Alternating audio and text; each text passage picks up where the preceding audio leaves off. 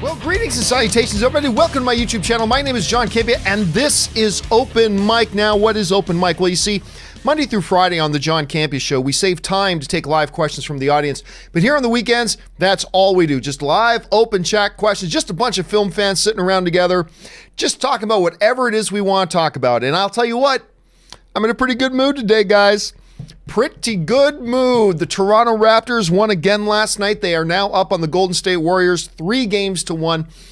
And I remember back in the Bucks series, I said, you know what, I think Toronto's going to have a real hard time with the Bucks because it's not a good matchup. But I'll tell you what, if the Raptors get by the Bucks, I think they beat Golden State. I think they're a bad matchup for Golden State. I think Golden State is the overall better team, but I just think Toronto Raptors are a tough matchup. It's a good matchup for Toronto against Golden State, piece for piece. And I see them winning in 7. Everybody laughed at me. I still think it's going to go 7, by the way. They're up 3-1 now. I see Golden State rallying to win 2 more, but then they lose in Game 7 back in the North. We the North remembers. King of the North, all that kind of stuff, so I'm in a pretty good mood. Also in a pretty good mood because I saw a bunch of good TV this week. I saw a bunch of good movies this week. It's just a good time to be around. Anyway, guys, I hope you're all having a fabulous weekend so far. We're kind of kicking things off here. And this Wednesday, I'm going to Star Wars Galaxy's Edge. I'm finally going over to check out Star Wars Land at Disneyland. I've got my time booked. I've got my hotel reservations there. Ann and I are going. We're going to be going at 8 a.m. on Wednesday, which means this Wednesday, just so you know, there's no John Campea Show this Wednesday because I'm going to be in Star Wars Land. Excited about that. Hopefully it doesn't disappoint me. But I'm very stoked. There's a lot of things to be excited about right now. I'm very stoked. Anyway, with all that, let's get into the reason why we're here and let's start talking some stuff from you guys. And we're going to get things started here with JB Bonifacio, who writes, there's no way the Warriors come back from 3-1. Dude, listen, do not say that. Do not say that. The Golden State Warriors are the best team in basketball. They are a lineup that is filled from literally from top to bottom. Their starting lineup is all All-Stars. The entire starting lineup is All-Stars. They've even got guys on the bench who are All-Stars. They've got 2 guys in the starting lineup that are MVPs, 3 guys in the starting lineup that will probably all end up in the Hall of Fame at some point. And yes, I'm including Klay Thompson in that. Do not write off the Warriors. Like, I think Toronto wins, but never say about a team like the Golden State Warriors that there's no way that the Golden State Warriors can win 3 games in a row. Let's be serious about that. Toronto's going to win, I believe, but they ain't out of the woods yet. All right. Suthius writes, hey, Mr. Campea. Today, at the age of 34, I just discovered that Jamie Foxx's real name is Eric Marlon Bishop. Really? Never knew. I didn't know that either. Is he in any... Marlon is... Oh, who's the actor I'm thinking about with that? I'm not thinking Marlon Wayans, but there's another actor with the last name Marlon. I don't know if there's any relation. Anyway, I guess that's the middle name. I never knew that name either. You know what? I think the name Jamie Foxx has worked for him pretty well, though, so we learn something new every day, Suthius. Joser Maez writes, Raptors are winning on Monday. Dude, from your mouth to God's ears. I certainly hope so. I'll be watching the game. I expect Golden State to rally. I expect Golden State to win that game, but I'll be cheering for the Raptors. I'd rather just close it out now and skip the Game 7 drama. Here's hoping you're right. I think Golden State rallies, but I hope you're right. Suthius writes, I had to rewatch various instances to make sure, but while everybody pronounces Thanos' name with an O, Nebula is the only one who pronounces it with an A. Sounds like Nos in car. Wonder why. Thanos? Does she say Thanos? You know what's funny? If I didn't really notice, but since you mention it, I always kind of thought that Red Skull in Infinity War, I always kind of thought that Red Skull, when Thanos and Nebula show up, I always kind of felt like Red Skull said his name a little weird. And Nebula, daughter of Thanos. Like a little bit different than the way I'm used to saying it. Maybe that's the same way. Who knows? Maybe everybody's mispronouncing his name except Nebula. And I guess Nebula would be the one to know. But I've never noticed that before, Suthius, but you might be onto something because, again, I'm going to have to go back and watch that scene in Infinity War now when Red Skull says his name, because I'd be curious to see that again. All right. Quizada writes, I saw Aladdin and I loved it. Jafar was so funny. I like Jafar. There's a funny thing about Aladdin. Not everybody, I actually quite enjoyed it. I'm not going to say I loved it, but I had quite a good time. I quite enjoyed Aladdin. There's a funny thing though. I find amongst the people who like the movie and people who dislike the movie will all say, Will Smith was pretty good in that. Like, even the people who dislike the movie will go, yeah, I may not like the movie. You know what? Will Smith was pretty good as Genie. But also, I find the people who don't like the movie and the people who like the movie are also saying, a lot of them, oh, I really liked it, but I didn't like Jafar. And I don't know. I like Jafar. I like that incarnation of Jafar. To me, Jafar in a live, it's cool in an animated sense that you have clearly a villain. You can, like, to have him clearly look like, talk like, act like a villain. You can do that in an animated thing. But in a live action, you got to be a little bit more subtle. You got to believe that the Sultan would believe that Jafar is a good guy. And to have, Jafar as he was in the animated film with, I am Jafar, like to have that wouldn't, I don't know that would play well, but a lot of people don't. But I am with I liked him in the movie as well. All right, Suthius writes, big super chat. Thank you, Suthius, for that. Thank you for supporting the channel on that level, dude. Titanic. Jack did try to get on. The door began to roll over and Rose herself almost fell in. Even if she tried to balance the door and herself while trying to pull him up, she wouldn't have had enough energy strength anyways. See, I've gone back and I've watched that scene several times. Well, I've seen the movie several times. Look, I know I'll be the uncool guy. I know the cool thing is to bash on Titanic and Avatar. I know that's what the cool kids do now. It's cool to bash on them. I don't care. Titanic's a great movie. I think Titanic's a great movie. Anyway, so I've watched that a number of times. That's cool if you don't like it, that's fine, but I like it. I think it's quite good. And yeah, there was a momentary effort, but not a real effort. Not a real effort. When somebody's like, look, if it's like, hey, don't worry, I'll just tread water for a while. Okay, maybe it's not a big deal. We're talking about this guy is going to die unless he gets up on this big floating piece of wood. He's going to die.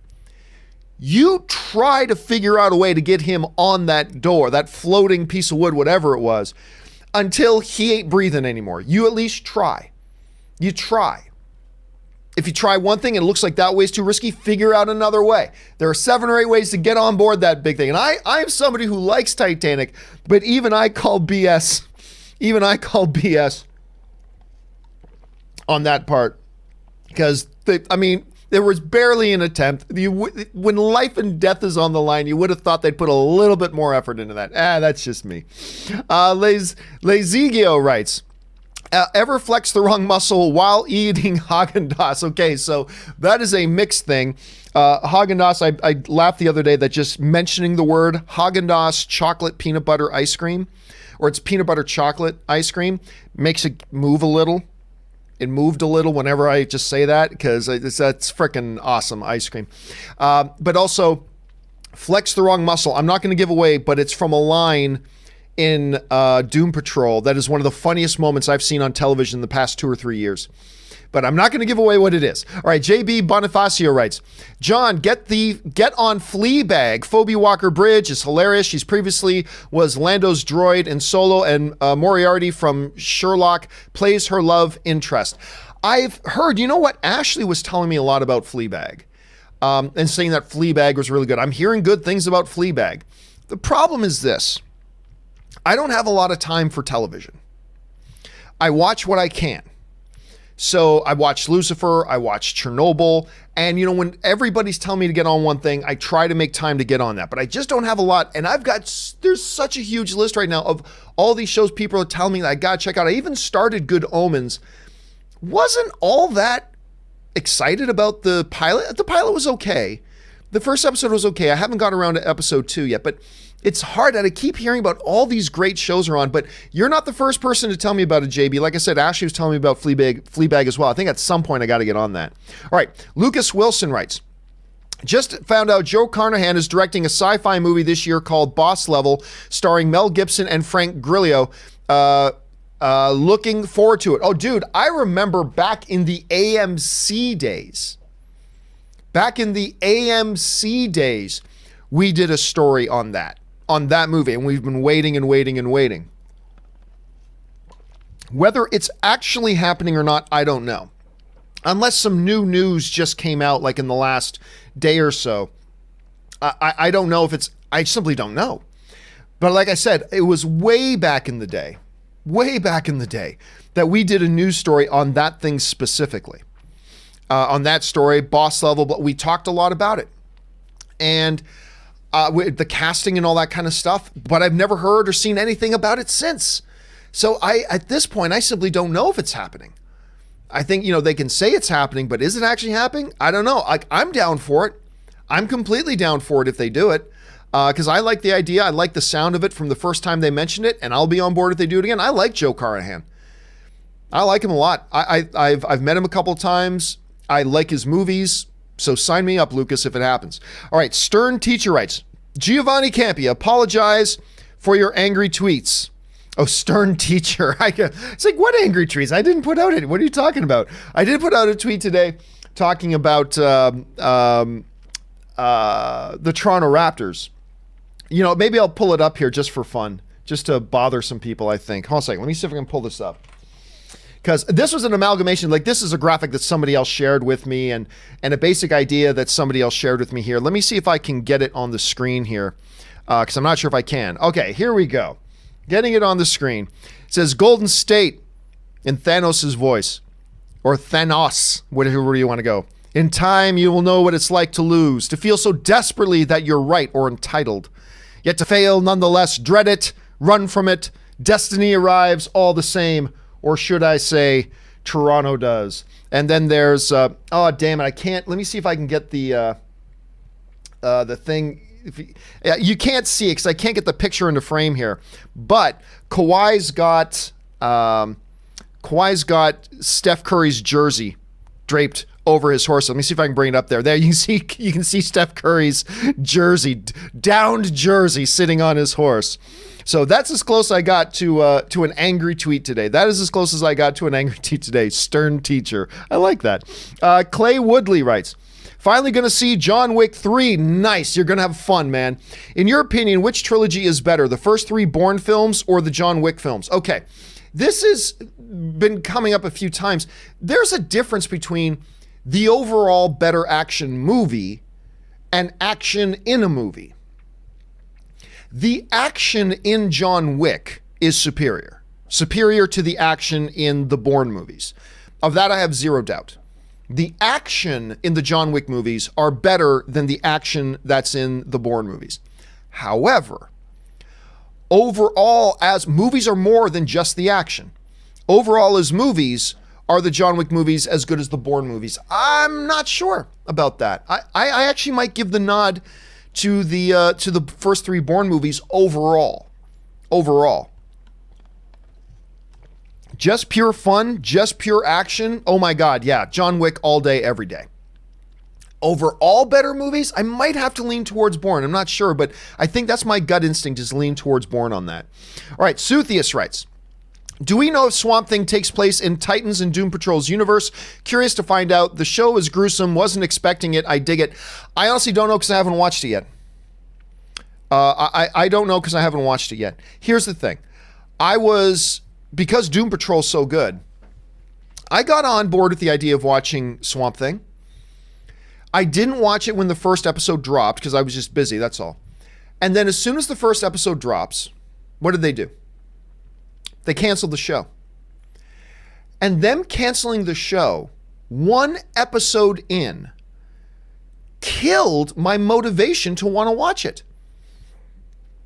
It's like, oh, okay, so you don't love or believe in your series, so why should I? And, I'm hearing a lot of people say that the first episode's really good and really great, and I have no reason not to believe that. And maybe I'm wrong for feeling this way. I'm open to that concept. Maybe I'm wrong for feeling this way. But my gut feeling was when I heard that they canceled the show after one episode, there went any enthusiasm I had for watching it. It's like, why would I waste my time watching this show that you don't like and you don't believe in, and you killed it after one episode, when I can go watch Fleabag or some other shows that I've got a long queue waiting on me for that everybody else is saying I should watch? I'm not saying I should feel that way, but that is kind of the way I feel about it. And that's their fault. Like, at least don't announce the cancellation of the show until it's done its first season.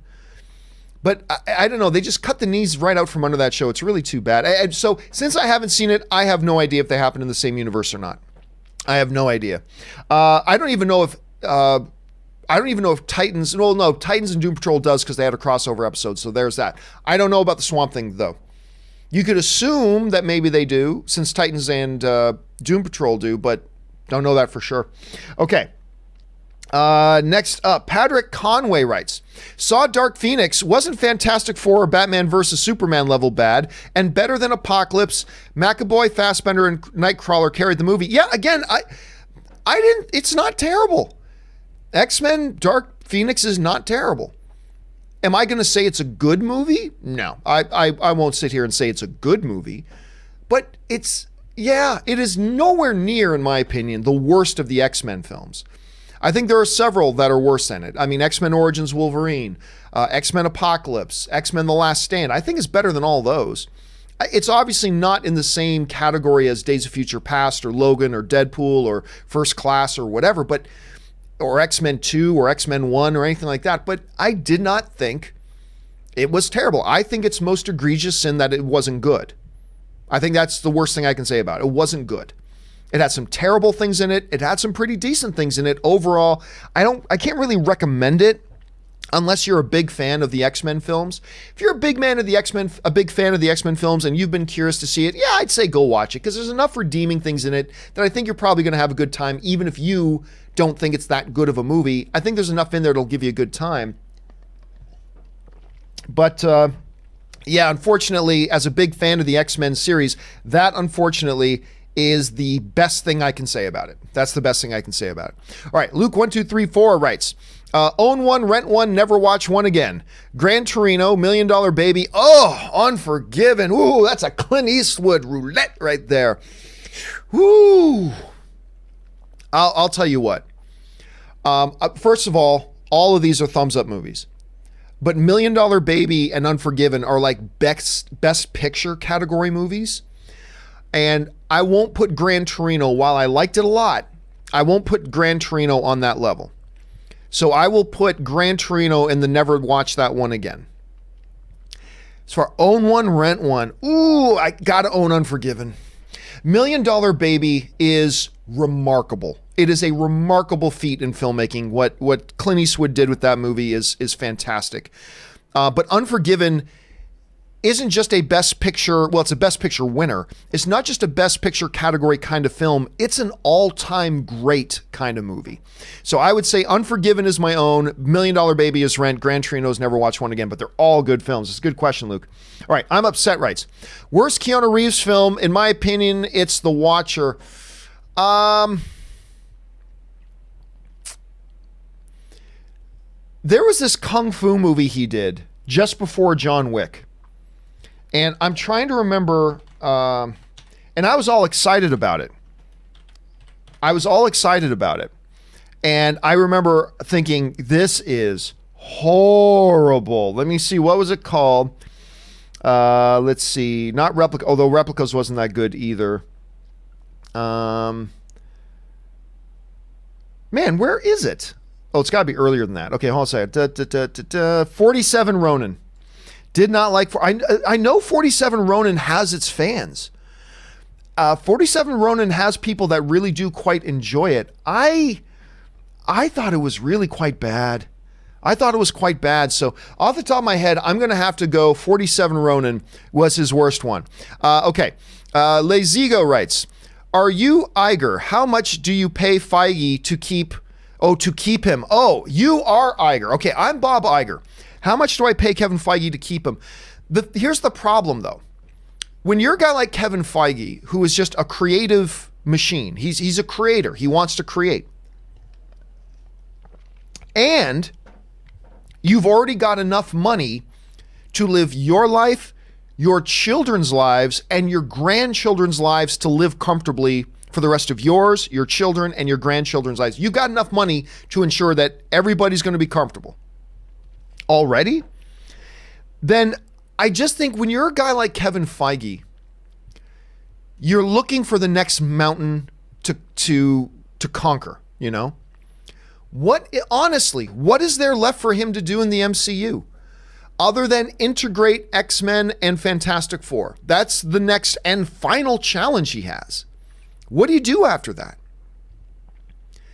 He's made, what, $7 or $8 billion films now? He's made two $2 billion films. He's made the most celebrated comic book franchise in history. His films have made over almost $22 billion. What is there left? What's left? Now, some people are saying, oh, Bob Iger should groom Kevin Feige to take over his job next. Let me tell you why that's stupid, okay? Here's why that's stupid. You're not going to see Kevin Feige take over Bob Iger's job. And for one big reason. Bob Iger's job has nothing to do with Kevin Feige's job. Kevin Feige is a film producer. He makes movies. Bob Iger runs a multinational giant, media conglomerate company. He's not a filmmaker. He runs amusement parks and television networks and, merchandising things and blah, blah, blah. Kevin Feige doesn't know the first thing about any of that. All right. So anytime you see somebody saying, I bet you Kevin Feige's going to take when Bob Iger retires, Kevin Feige, no, he's not. He knows nothing about the job. He's woefully unqualified. I'm as qualified to take over that job as Kevin Feige is. So Kevin Feige is a completely different thing, what his job is, and he's the best in the world at it right now. If you're Feige, though, if you're Iger and you really do want to keep him around, I don't know. Because Bob Iger is also a fiscally responsible guy. So he's not going to give, he's not going to give Kevin Feige $1 billion a year or anything like that.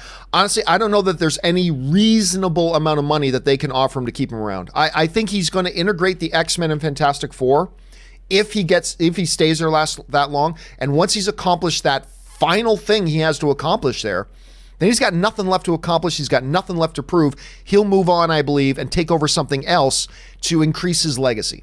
That's what I think he's going to do, and I don't know there's much that Bob Iger can do about it. Suthius writes, $6,000 for a Mac Pro, $1,000 for a monitor stand. This is why I've never been interested in Apple. Are their products worth the ridiculous prices? Yup. Because, you spec out. This is all coming from Apple just released something that a lot of people, particularly creative professionals, have been waiting for them to release a new line of Mac Pros. Not the iMac Pro, the Mac Pros. This Mac Pro is going to have every creative professional drooling. And when you spec out what's in these Mac Pros, and then say compare it to a Dell, the Dell is actually more expensive. See, Apple isn't just expensive for the sake of being expensive. They actually put the best stuff in it. Like the best high quality, not stuff that you as an average user would care about. So no, that wouldn't make sense for you. The average user should not even think about getting a Mac Pro. There's no point. But if you're a creative professional that does a lot of editing, rendering, all that kind of stuff, modeling, whatever, it's making people drool right now, including this guy. I'm drooling over this thing. And it is totally worth what it is. Now, they also released this new monitor that's like a $5,000 monitor. That sounds ridiculous, but it's meant to replace not your average monitor that the average user has in front of their computer. It's meant to replace these high-end reference monitors that creative professionals use, and those professional reference monitors can go for $40,000. You heard that right. Those professional reference monitors can go for like $30,000, $40,000. So For a monitor that has those equivalent and better specs, that's only $5,000. That's actually really cheap. The one thing about this, if you guys haven't heard about this, the one thing that made my eyebrows pull a Mr. Spock and made a lot of people grumble, understandably so, was they're talking about the Mac Pro, showing all the specs, saying the price, $6,000, and everybody applauded because it's a great value for what you're getting. Then they talked about this new incredible monitor that's meant as a replacement for high-end production suites, and they hear the price on it, and everybody applauds. Then, if you haven't heard about this is what Suthius is referring to. Then they refer to, they start talking about every monitor has a stand, right? Every monitor has a stand. And for a stand, I mean, I've got a couple of custom stands in my studio here. A couple, like my 34-inch monitor that's right in front of me has a custom stand. My 27-inch monitor that's here has a custom stand. This reference 19-inch monitor is just sitting on the desk. This iPad is sitting on a custom stand. Custom stands are all great. Nothing wrong with it. It's good to have a custom stand. So I'm going to bring this over here right now so you can see what he's talking about. So this monitor, a second, that's not working for me. Yeah, I'll bring this over. This should work, I think. Yes. This monitor has a stand as well. The stand for the monitor is $1,000. The stand for the monitor is $1,000 freaking dollars. I don't care. Look, I'll tell you straight up. This stand better give blowjobs. I'm just telling you straight up. For $1,000, that is utterly ridiculous. That's the part. I watched the Mac announcement. I watched the whole presentation. And everybody was all enthused. They were presenting some great stuff, some wonderful, wonderful stuff. But when that dude on stage said, and the stand is going to go for $1,000, you could hear everybody in the audience going, what? What? What? Like everybody was like, what the hell are you talking about? What are you talking about? $1,000.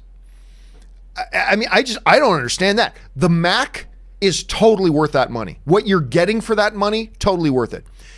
For that monitor, I don't need that monitor, so I'm never going to buy it. But if you are somebody who does need that monitor, then you might want to buy it. And it's a totally good price, and it's all that kind of stuff. But it's the thing about the stand, I just don't get it. All I can think about is maybe it was a typo and it's meant to say $99. I don't know. Anyway, enough of that. I got to keep moving on here. Richard Karate writes, will we get a sequel to The Meg? Yes, they've already announced that. They're in pre-production for it. They are absolutely, look, when you're a movie that makes as much money as The Meg did, and I didn't honestly even think Meg was all that good. Honestly, didn't even think Meg was all that good. They said, when you make that much money, you're going to do another one. They came out almost immediately after, while The Meg was still in theaters, they came out almost immediately and said, yep, we're already going to put the wheels in motion for part 2. Whenever you make that much money, you're going to do a sequel. So yeah, bet your ass, Richard, there's going to be a sequel. All right, Damian Davies writes, I held up my end. I delivered the Blue Boy. What do I get for my triple threat? Bow, yield, kneel. That kind of stuff closes out of town. That's the Lex Luthor in Superman 2. Yes. I delivered the Blue Boy. I don't remember the triple threat line. What do I get for my triple threat? Bow, yield, kneel. I remember that line. That was pretty fun. Still to this day, people, whenever there's any incarnation of Lex Luthor, they hold it up to Gene Hackman.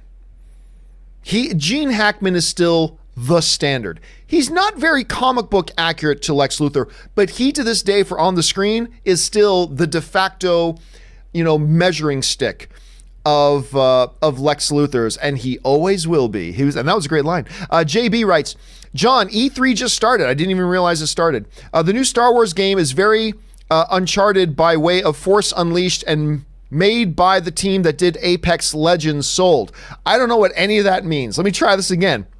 The new Star Wars game is very Uncharted by way of Force Unleashed and made by the team that did Apex Legends. Sold. Well, look, I know every time I've opened my Origin app, it been advertising the new Star Wars game. I still don't know when it's coming out. I know everybody freaked out when the new trailer dropped for it a while ago, but it's like, there's no gameplay in this. I don't even have any. Why is everybody getting excited about this little trailer? There's no gameplay shown in it. I have no idea what this game's about. But you're saying they just did a presentation on it, so I'm curious. I'm interested. I want to check it out, so I probably will at some point. Thanks for making me aware of that, because as soon as we're done the show, I'm going to go watch that and see what that's all about. All right. Damian Davies writes, Jaws is my favorite movie of all time. It's a good one. The first movie I ever loved. I would not be the worst thing. You probably meant it would not be the worst thing to have a CG shark version on a future Blu-ray. I don't know about that. I don't know that Steven Spielberg or the studio that loves that movie so much would ever allow that. And Bruce, which is the name of the mechanical shark, Bruce. Yeah, I don't think Spielberg would ever let that happen. I mean, I'm with you. Like, if they actually put in a good, not an overdone it CGI shark, but if they did that, I'd be okay with it, I suppose. But I don't know. They did such a good job with that practical shark, that practical mechanical shark, that I don't know, man. Still one of the most horrifying scenes in any movie ever is in the original Jaws, when Jaws gets halfway up on the boat is starting to sink, and Jaws is halfway up in the boat, and its jaws are just opening, closing, and snapping, and they're trying to hold on and not slide down the boat. I'm just like watching that movie still today. I'm like, ah! Like, it's, oh my God, that scene is so terrifying. Great scene, great movie. I don't know if you're ever going to see that, though, because I don't think either the studio or Spielberg would ever kind of want that to happen.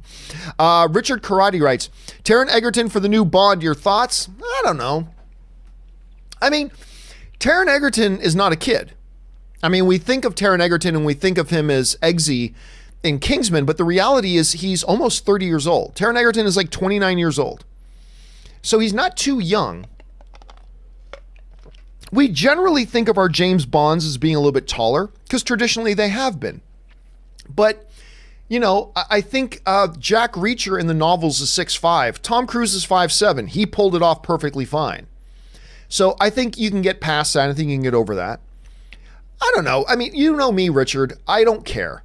X actor for X role, I don't care as long as it's a talented actor. You want it to be Tom Hiddleston? He's a good actor, so sure. You want it to be Henry Cavill? He's a good actor, so sure. You want it to be Idris Elba? He's a great actor, so sure. Taron Egerton? Sure. But I only say that in as much as that him as much as 20 other names, I'd go sure. So Taron Egerton? Sure. Is he the guy? Oh, I don't care. As long as they get a good actor to play the role, then I'm all good with it. All right, Nathan Oswald writes, finally watched Bumblebee and holy shit, it's awesome. It is awesome. I love that. And if it wasn't in my bedroom, Anne just got this brand new Bumblebee figure, this big Bumblebee figure. It's in my bedroom. Maybe if we do take a break later, during the break, I'll run and get the Bumblebee and show it off. But that movie is wonderful. Travis Knight did such a great job with that movie. I cannot wait to see what he does next. Nathan writes, all rise in the presence of Dark Helmet. Still, guys, if you haven't watched Spaceballs, I don't know what you're doing. I'm surrounded by assholes. Luke1234 writes, if we get a Knights of the Old Republic, over under 85% we see proto-sabers. See, that's the problem. That's an if within an if. If this happens, could this happen? I mean, if questions are always hard enough. Could questions are always hard enough. When you start combining if and coulds, if this happens, could that happen? I'm going to go under 85% on that. Only because even if they do end up doing Knights of the Old Republic, which I'm not convinced they will, and I'm not convinced there. I think there's a chance. There's been some reports and rumors. Absolutely. from some mildly credible sources too, but I'm still not sure. But if they do, I expect them to do a lot of heavy adaptation. Expect a lot of heavy adaptation. So 85 is a really big number, so I'm going to go under on that. I'll go under on 85. I'm not saying it wouldn't. I'm just saying 85 is too big of a number. J Meister 25 writes, 2.722. We are so close, guys. Round 7 tonight. First of all, J Meister, my brother, what is this we? You are not a member of the Endgame creative team. You are not a member of the Disney staff. There is no we here. You are not a part of the Endgame team. You may be an Endgame fan, as I am an Endgame fan, but there is no we. We are not so close. Endgame is close. Endgame is close. A lot of people are started to think it wouldn't catch it. I've said, no, I still think it's going to catch it. Barely. It has no chance in hell of catching The Force Awakens for the biggest domestic box office of all time. It's not going to get anywhere close. But it probably will catch Avatar. I'm still putting $5 on it that it'll catch Avatar. So it's getting there. But enjoy your time tonight, J Meister. ZMG Ruler writes, Dark Phoenix was garbage in my opinion. You're very generous with it. I think you're wrong. But that's opinions, right? I think you're being overly negative to it. I think you're ignoring some of the legitimate upside to the movie. I thought there was some great action stuff in it. There's some great Magneto moments, all that kind of stuff. I just think you're only embracing the negative things and you're dismissing the great things. But that's my opinion.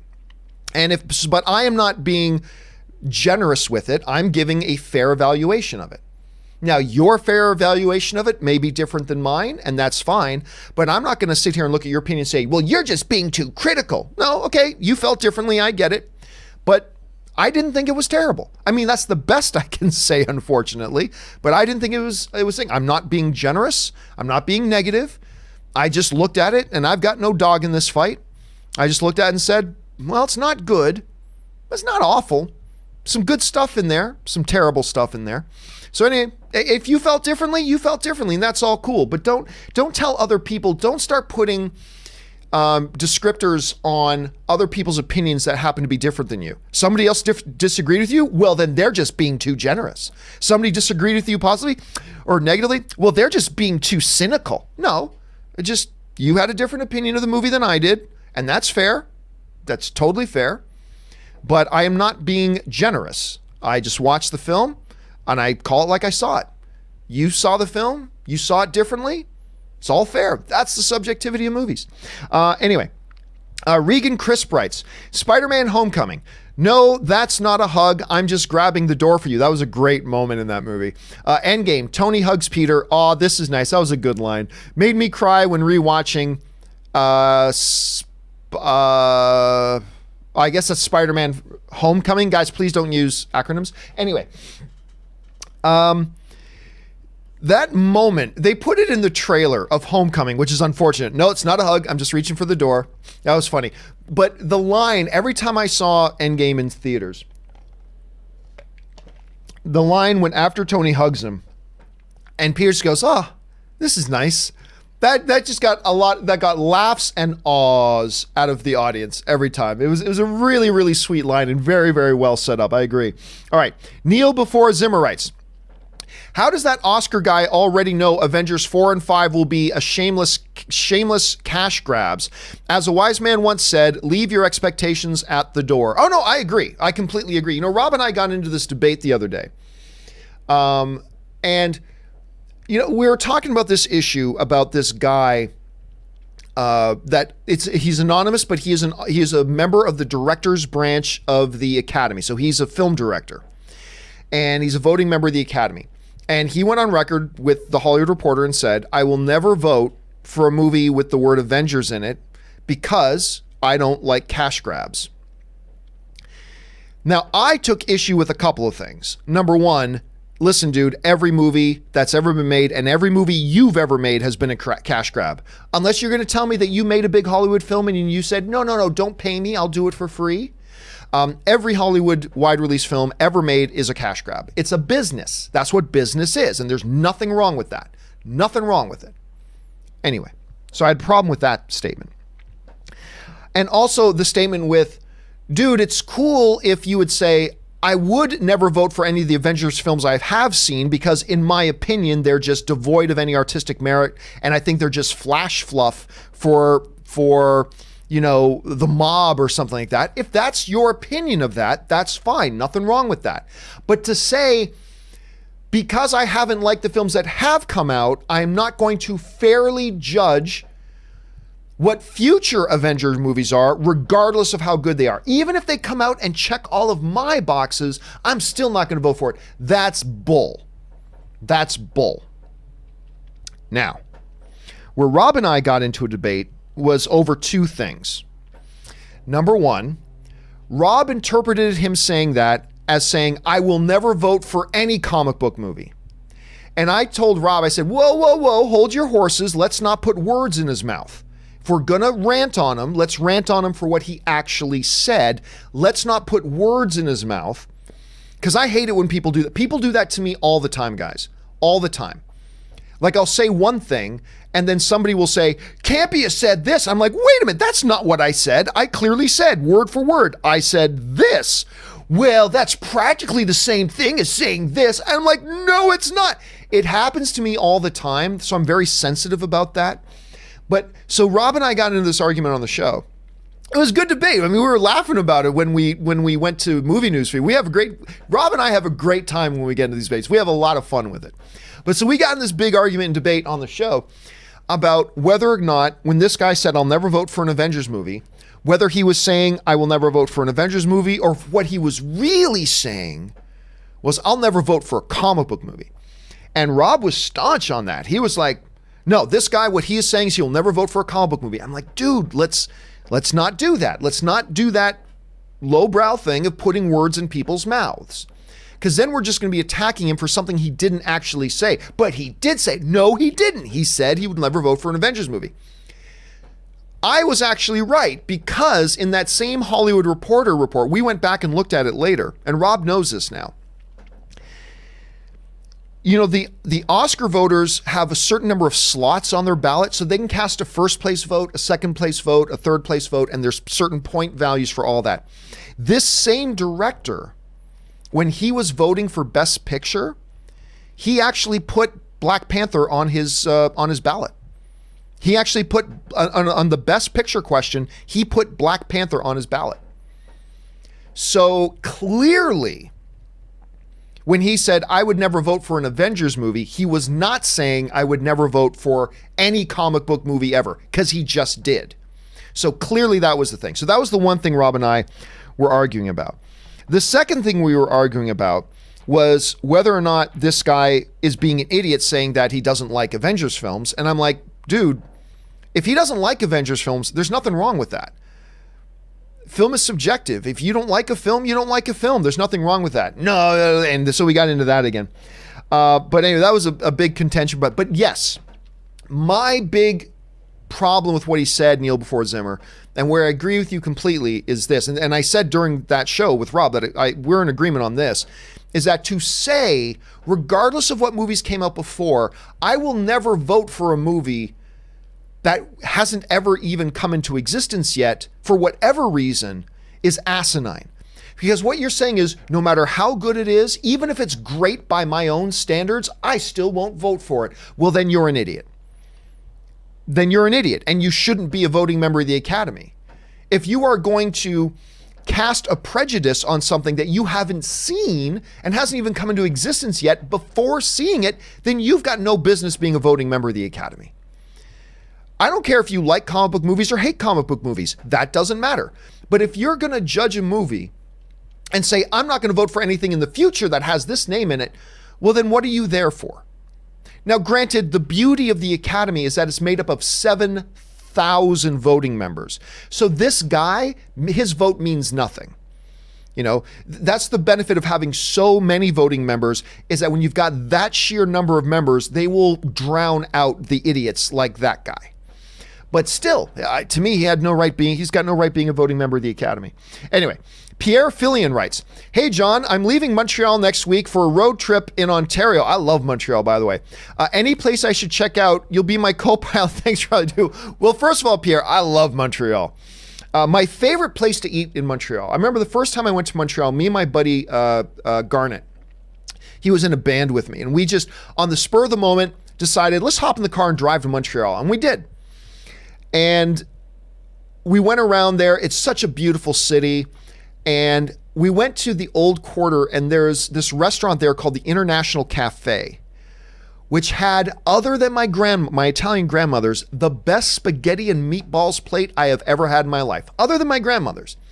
It's the best spaghetti and meatballs, pure straight up spaghetti and meatballs I've ever had in a restaurant. It was amazing. Anyway, my friend, Ontario is a freaking huge place. Ontario is bigger than most countries in the world. So you're saying you're road tripping to Ontario, any place I should check out? That's kind of a very big, broad question. So I don't know, man. You'll want to check out Toronto, CN Tower. Thunder Bay is beautiful, but that's 12 hours away from Toronto, but it's in Ontario. Niagara Falls is gorgeous. Yeah, it's a little bit, if I knew where in Ontario you're going, my brother, I might be able to give you a little bit better of some advice there. But anyway, regardless, have a great time, enjoy yourself, and stay safe. All right. Ninja Greg writes, hey, John, I ended up seeing both Yesterday and X-Men and Godzilla. You didn't see Yesterday. That's a movie coming out is Yesterday. Sorry. You just meant I ended up seeing both Yesterday, as in the day yesterday, not the movie. X-Men and Godzilla. X-Men, meh. Godzilla was really good. Did you stay past the end credit scene for Godzilla? I didn't want to because I couldn't wait to get out of that movie. I don't think Godzilla was complete and utter trash, but I also think it was pretty piss poor. Had some great moments with the giant monsters fighting, but that was way too little and way too few and way too far between for me. I actually thought it was quite a poor movie, but not a complete dumpster fire. There was redeeming elements about it. That's my thoughts on it. And yes, I did. And it was a little slapped over the head. Like the number of times they made King Kong references started to get a little annoying, but it is what it is. I agree. X-Men is meh. X-Men's meh. Some bad, some good. Meh. Godzilla I thought was quite bad though, but I'm glad you enjoyed it, man. It's always great when a film fan can go to a movie, pay some money for a ticket, and enjoy what they got for their money. So I'm glad you like that, man. All right. Grand Master writes, over under 35%. They will bring in Jesus Christ into Lucifer season 5. 0. Could be very entertaining because Lucifer tried to tempt Christ in the Bible. Yeah, they're not going to do that. They're not going to do that. It's one thing you're just playing with fire, no pun intended. You're just playing with fire when you bring in, significant religious figures into something like that. Lucifer, for obvious reasons, you've got a lot more leeway there. You can play with Lucifer a lot more. I do not expect they're going to bring that in at all. It would just cause them headaches and stuff that they just don't want to deal with. And so I consider now we might finally meet, I'm guessing in the final episode or two, I think we'll finally meet Lucifer's dad. I think we might finally see a representation of God for a moment. But as far as bringing in Jesus like they brought in Eve, which I thought was awesome this year, I really think there's a 0% chance they'll do that. Cards Fan 82 writes, do you speak German? No. The translation scene in Life is Beautiful cracks me up every time. Hope you have a great weekend. First of all, you have my eternal gratitude, Cards Fan 82, for bringing up one of the greatest motion pictures of all time, in my opinion, that hardly ever gets talked about. And that is Roberto Benigni's Life is Beautiful. This movie is nothing short of a complete masterpiece. From the drama of it, the emotion of it, and the humor of it all at once in the midst of a nightmare. It's one of the greatest movies ever made. I've told this story before, but it's true. I sat in a movie theater in Saskatoon, Saskatchewan, with literal, not figurative, Hell's Angels members in attendance, weeping at the end of this movie. As was I, as was everybody. It is simply one of the greatest movies of all time. Guys, please, I know a lot of you guys don't like watching subtitled movies. Suck it up for this one. You'll be glad that you did. Life is Beautiful, won several Academy Awards. It was nominated. It was a foreign language film that was actually nominated for Best Picture. Guys, check it out. Please check out Life is Beautiful. You'll be so glad you take Cards fans' advice here and do that. All right. Jared McBride writes, John, I'm a big Chicago Bulls fan. Nice. I have been cheering for the Raptors here in the NBA Finals to beat the Warriors. One more win. Raptors get this done on Monday. Dude, I hope you're right. I certainly hope. I hope you are right. I just don't see the Warriors falling in 5. I just can't see a team like the Warriors that are the best team in the NBA. I just can't see them losing 4 out of 5 games. I just got a feeling they're going to rally. They've got a great coach. They'll come up with some adjustments, and I think they're going to pull out game 5. But I will be cheering for the Raptors full screaming bloody murder. I think there's a lot of teams in the East. And fans of teams in the East that are cheering for the Raptors right now. It's amazing. And can I mention this? I put this out on Twitter, but when I was watching one of the first 2 games, I can't remember if it was game 1 or game 2, and they're playing in Toronto, and they started to sing the national anthem, right? The girl out on the stage singing the national anthem for Canada, she starts it off, "Oh, Canada, our home and native land." And then she stops singing and just holds up her microphone. And you have never heard an arena or stadium where the entire stadium is singing at the top of their lungs the national anthem. The only time I've ever seen something close to that was not long after 9/11. When the NFL picked back up, then that was really moving, hearing like stadiums of people singing the American national. That was totally moving. But this was, as a Canadian myself, like just the singer not even singing, just holding up the microphone. She would cut in and sing a line or two, but then just hold the microphone and just hearing I'm getting goosebumps. Can you see it? I'm getting goosebumps on my arm thinking about it. As a Canadian, seeing this entire arena, just everybody in there singing their anthem at the top of their lungs, and then the cameras going outside into Jurassic Park, and everybody outside singing the national anthem at the top of their lungs. Oh God, I gotta tell you, it moved me, my friends. It moved me emotionally. I just thought it was gorgeous and great, and it's really cool seeing guys like Kenny and Shaquille and all these NBA commentators getting swept up in it and talking about, we've never, like hearing Shaq, I've never seen anything like, that's a terrible Shaq impersonation, but anyway, seeing Shaq saying I've never seen anything, it's so gorgeous and great. And go Raptors, one more win, although I still think it's going to go to 7, but we'll see. Rufino Salazar Jr. writes, saw Dark Phoenix and it was okay. I have Closer now. I'm going to go out on a limb, Rufino, and guess you're trying to say Closure. So you probably have Closure now. Yeah, it was all right. I guess it was it was a really nice ending. The final scene of the movie is really nice, even if it doesn't fit with the movie all that well. It was a very nice final scene. I won't say what it was, but the final scene was actually quite nice, even though it didn't fit with the rest of the movie, but whatever. Yeah, I'll go with you on that, Rufino. I'll go with you on that. Shivang Panchal writes, one of two. In India, streaming service is really cheap when compared to other countries. Hoststar is a premium streaming service which contains all the Marvel movies, Star Wars movies, all HBO content, etc. Subscription price is only $14 a year. FYI, Disney is now owner of this streaming service after the Fox acquisition. That is somebody, I don't know if it was you or if it was somebody else, brought that Hoststar thing up on the show the other day, and I was like, that can't be real. All of HBO's stuff alone, forget about all the other movies, for $14 a year? That is nuts. And I didn't believe it. But then I had a bunch of people writing to me say, hey, John, that thing you're talking about, it's actually a real thing. It's actually a real thing. And I was like, holy crap, that is insane. It's absolute insanity. But it's great. That's awesome. I wish they had something like that here. Obviously, that wouldn't be financially feasible here, but that sounds like such a badass deal, man. That is awesome. It would be interesting to see if Disney Plus content gets wrapped into that when it comes around. That'll be interesting to see. All right. Chris Warden writes, When is the John Campea Show merch department making a t-shirt with the Fox logo on it and it reads continuity schmontinuity? You know, that's a good one. I should well, I don't know if I can legally print a shirt with the Fox logo on it, but that is something I should talk to Ray about.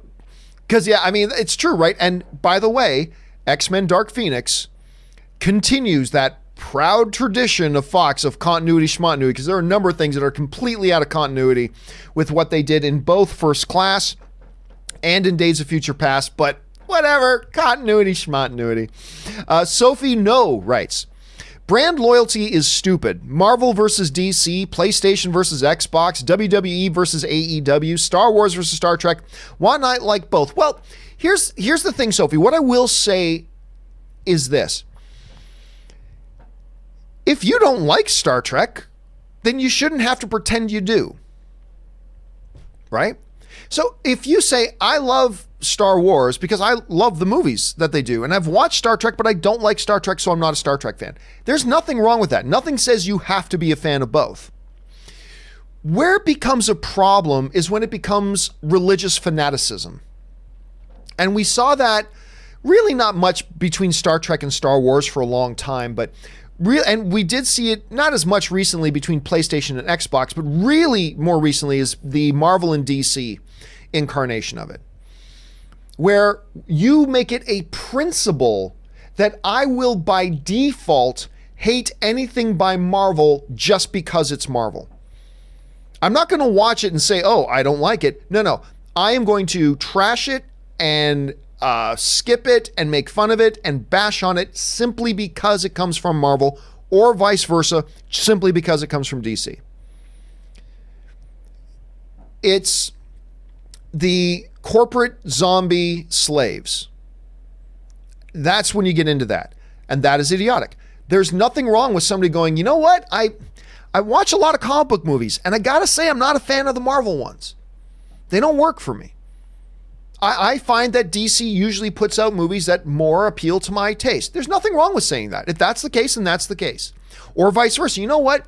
I've watched the DC movies, man, and for me, they don't do it. There's something about the way they make their movies that just don't work for me, so I'm not a fan. But I do like the Marvel comic book movies. Nothing wrong with that.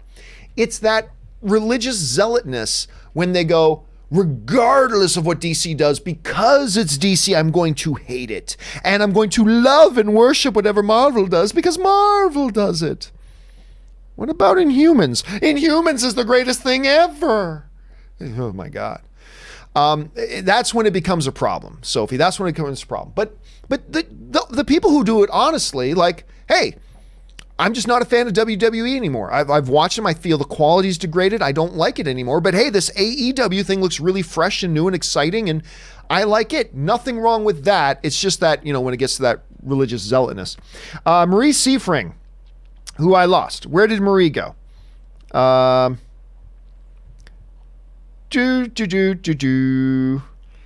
Okay, Marie's got to be here. So, okay, here it is. Marie writes, decided to see Endgame one more time yesterday. The Marvel Studios intro does only feature the 6 OG Avengers. Okay, so what Marie is talking about here is somebody mentioned in the live chat on the John Campea Show the other day that, hey, did you notice that in the opening Marvel fanfare that the only Avengers featured in it are the ones who survived the snap, or in this case, more accurately, as Marie is pointing out, the OG Avengers.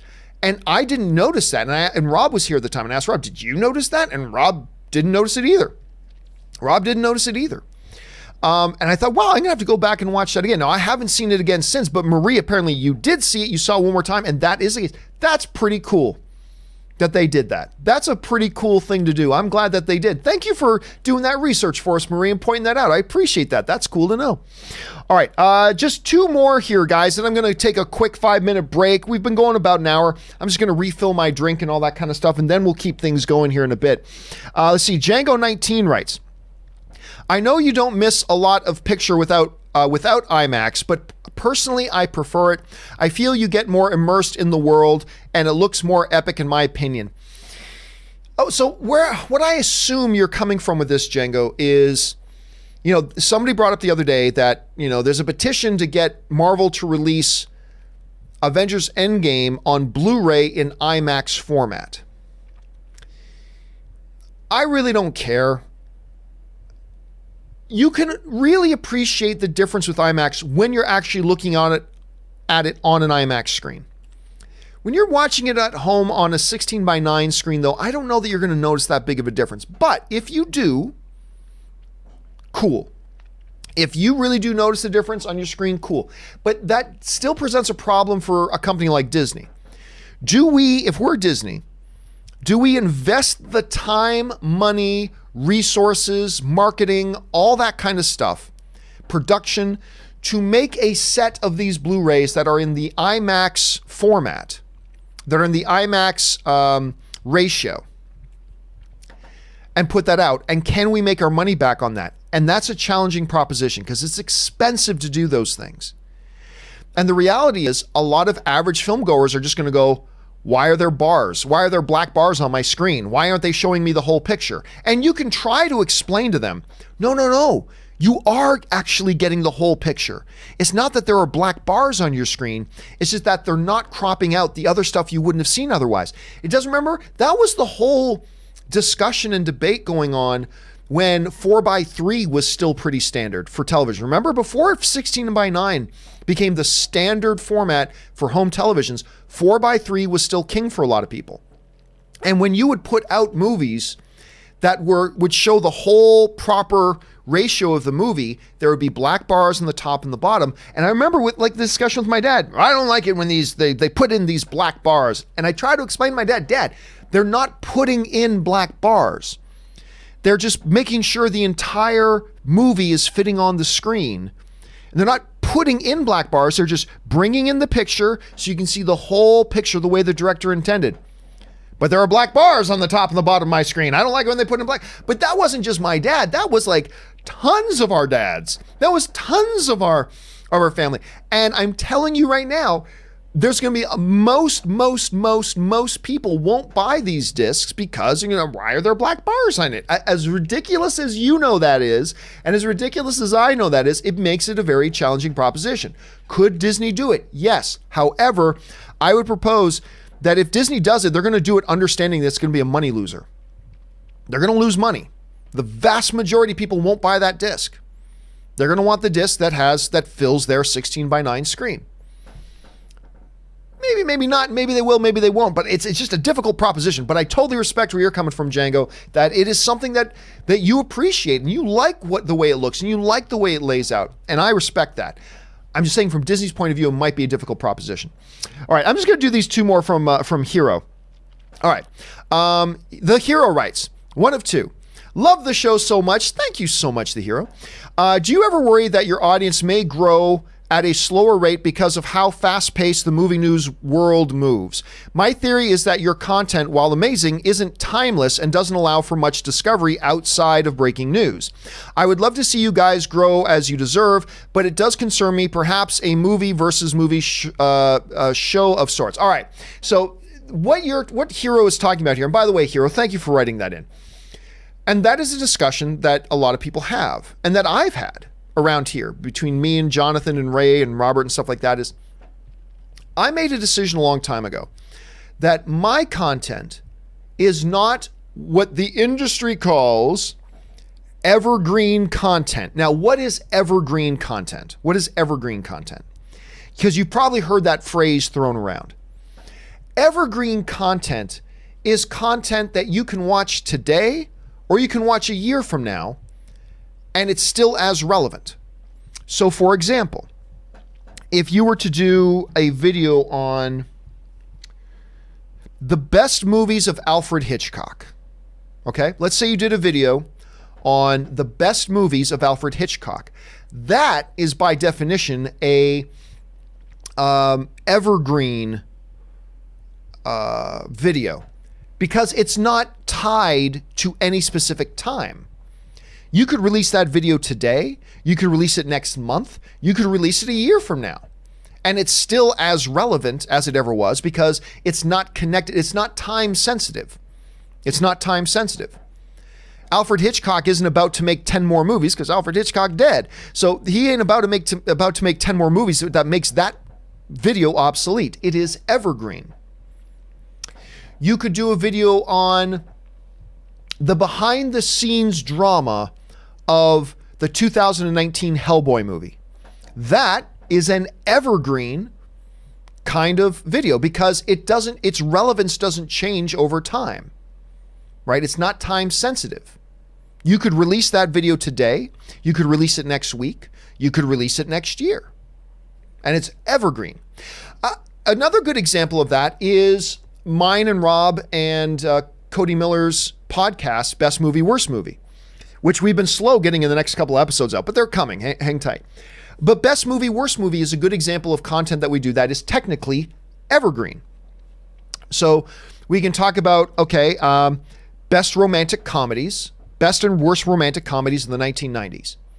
Technically speaking, that is an evergreen topic. It's not time sensitive. I could release that a month ago. I could release it today. I could release it next month. I could release it next year. It's not time sensitive. It's fine.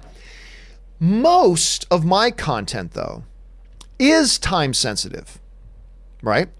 Because my video on, ladies and gentlemen, Robert Pattinson is our new Batman. Yay! Right? That video is not evergreen. I can't release that video next week because it's old news. Yeah, everybody knows Robert Pattinson is in. We've already heard everybody talk about it. We've already heard all the analysis about it. We've heard it from 25 different people's point of views a week ago. I can't release that video next year. It's not evergreen.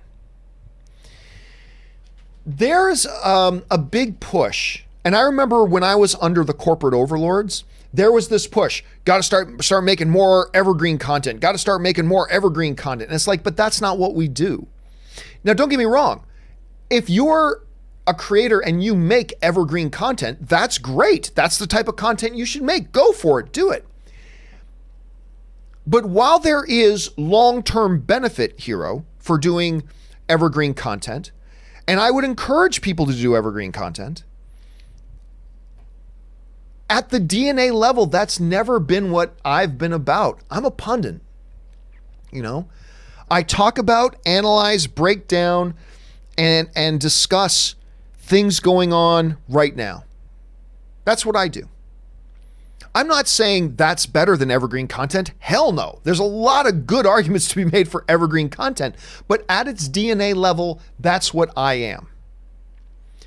And that's what gives me most joy.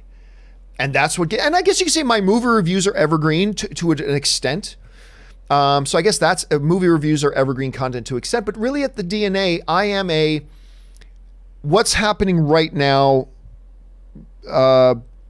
pundit. That's what I do.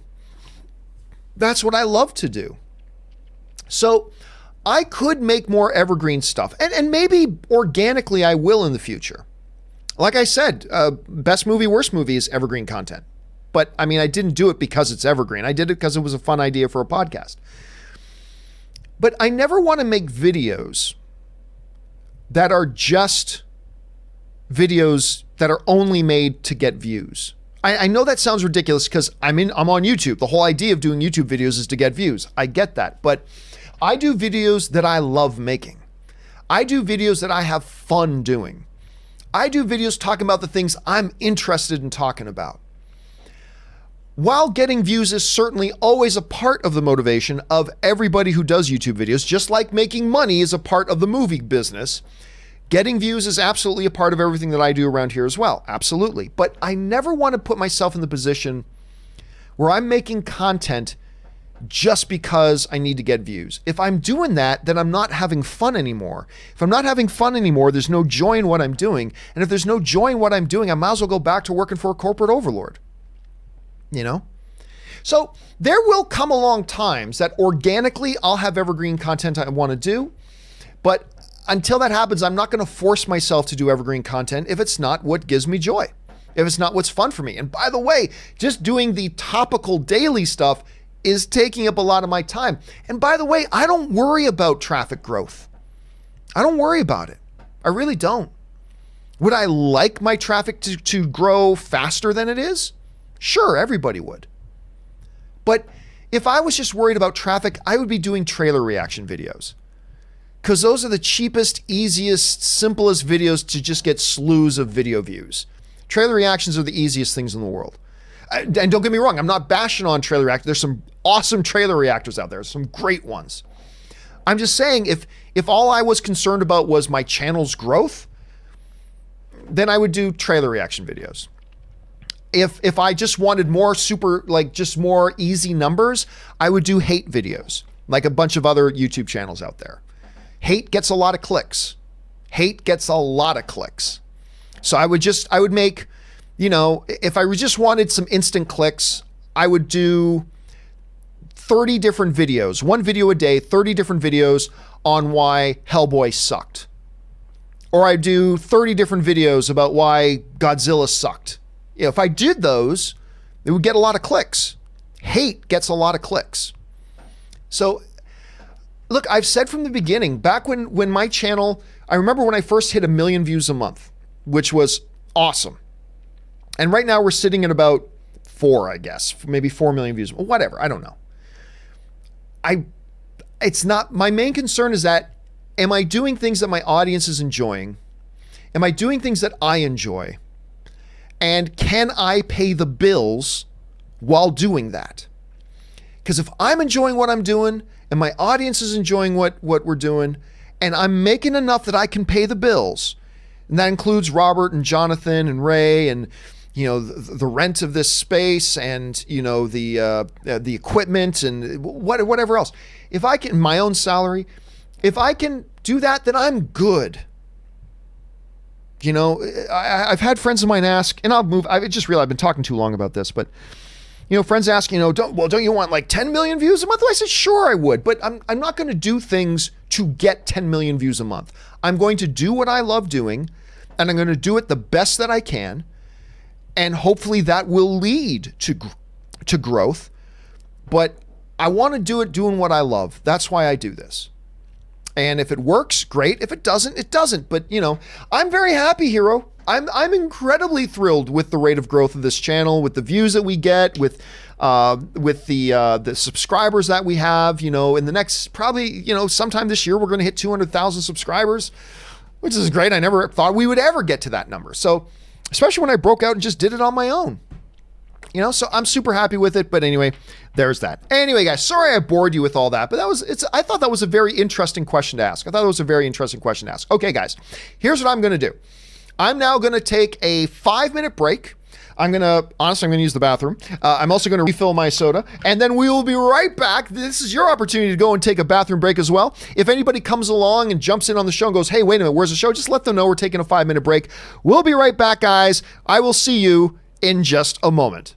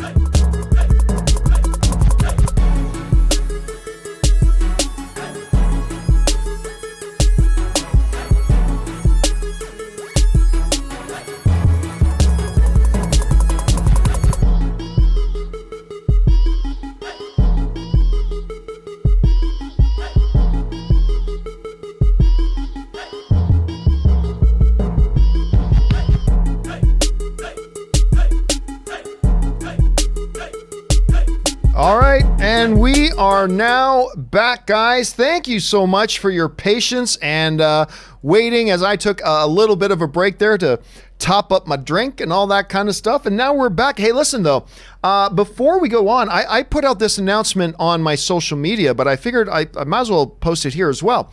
Made the announcement officially today that my annual Masters of the Web panel is happening again at Comic-Con in San Diego this year. And I am thrilled with the panel and I haven't even finalized all my panelists. But the topic of this year's Masters of the Web panel is, what is it again? Oh, yes. It's after Endgame. Where does the comic book genre go from here? Because, you know, with the end of Endgame, it raises a number of challenges, some of which Endgame created. It raises a number of challenges for the comic book genre as a whole from here. Now that you've done Endgame, what's left for comic book movies to do? What are the challenges now that comic book movies have to face? So we're going to be talking about that at Comic-Con this year at the Masters of the Web panel. After Endgame, where does the comic book genre go from here? And I can tell you right now, some of the people joining me on my panel. So right now, there's, of course, me. I'm going to be on the panel. We've got the director of Fanboys. A lot of you guys love Fanboys. If you haven't seen Fanboys, make sure you watch it. Kyle Newman, the director of Fanboys, and he's also the author of one of the best Dungeons and Dragons books I've ever read. Anyway, you saw me talk about that. But anyway, Kyle Newman is going to be joining us. Of course, the creator of Film Fret and a friend of mine, Chris Gore, is going to be joining me. And my friend Christian Harloff, founder of the Schmodown, is going to be joining me as well. So that is going to be at Comic-Con of this year. Not allowed to announce the date yet, the exact day, because Comic-Con doesn't want that information released until 2 weeks before Comic-Con, just in case they need to move around the schedule a little bit. So I can't tell you which day it's going to be on yet, but I can indeed tell you that it is happening at Comic-Con, and I hope you guys who are going to be in and around the San Diego area will want to come down and join us for that. It's going to be a good time. Okay. Let's keep on moving here. The next thing up comes to us from Incomplete Control, who writes, Elizabeth Hurley as Morgan Le Fay, Runaways. We talked about this for a moment on the John Campea Show the other day. I love The Runaways. I love that show. And when I was younger, I loved Elizabeth Hurley. I still do. And they announced that she's going to come in as a villain for season 3. Very excited about that. I think that's going to be great.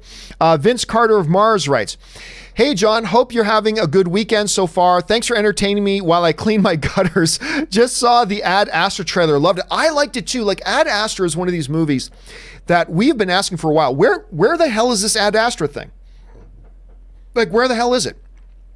It's missed its release date. It's blah, blah, blah. Now it's got a release date. I believe it's September is when it's coming out. This is the one with Brad Pitt. Looks like Donald Sutherland's in there. Tommy Lee Jones. Liv Tyler. It looks like she's in there. Trailer was really intriguing. For a first trailer, it was great. And I'm very excited to see this movie, so I'm completely down for that one, Vince Carter. Completely down. Speaking of good Raptor boys. Gio writes, Black Mirror Season 5, Episode 1, must watch, Falcon and Mantis in it. Yeah, Rob was telling me about it. I don't watch Black Mirror. I've only ever seen one episode, and it was good. It was the one with Mackenzie Davis in it. And that was really good, but I've never seen any other episodes. So I don't know if I'm going to get around to watch, but Rob saw it. And he seems to like it. Reed Foreman writes, who would win in a fight, Big Mama or Medea? I'm going to go with Medea. I think Medea wins that one. Sorry about that. I mean, just go be a bad boy for life. Factual Opinion writes, read Midsommar script. It's going to be good. I'm not even going to ask how you read it. I'm sure it's a real one. But anyway, A24 seems to have done it again. That trailer is so creepy and has so much atmosphere in it. I'm very excited about this movie. Ninja Greg writes, I love your channel. Also a Patreon. Thank you. Oh, thank you so much, Ninja Greg. I appreciate that. And thank you to all of you guys who are Patreon supporters. Seriously, thank you all so much. And thank you, Greg, for being along for the ride. I appreciate that, man. All right. Factual Opinion follows up and writes, heard what happened in the Walking Dead comics. Nope, I don't really care much about The Walking Dead, so I care even less about The Walking Dead comics, so I'm not saying they're bad, I'm just saying I don't follow that stuff at all, to be honest with you. All right, Incomplete Control writes, how much does Titanic make if re-released in 2019? Almost none. If people want to see Titanic, they can just jump on Google Play and for $3, just watch it right now. So, little to none. It makes little to none, as most movies these days. Trying to re-release a lot of movies today is challenging. They don't make much. They don't make much on re-releases. Jurassic Park did. That was a big thing, but it's the exception, unfortunately. All right, Dashi writes, Goldberg almost broke Undertaker's neck. Too many botches.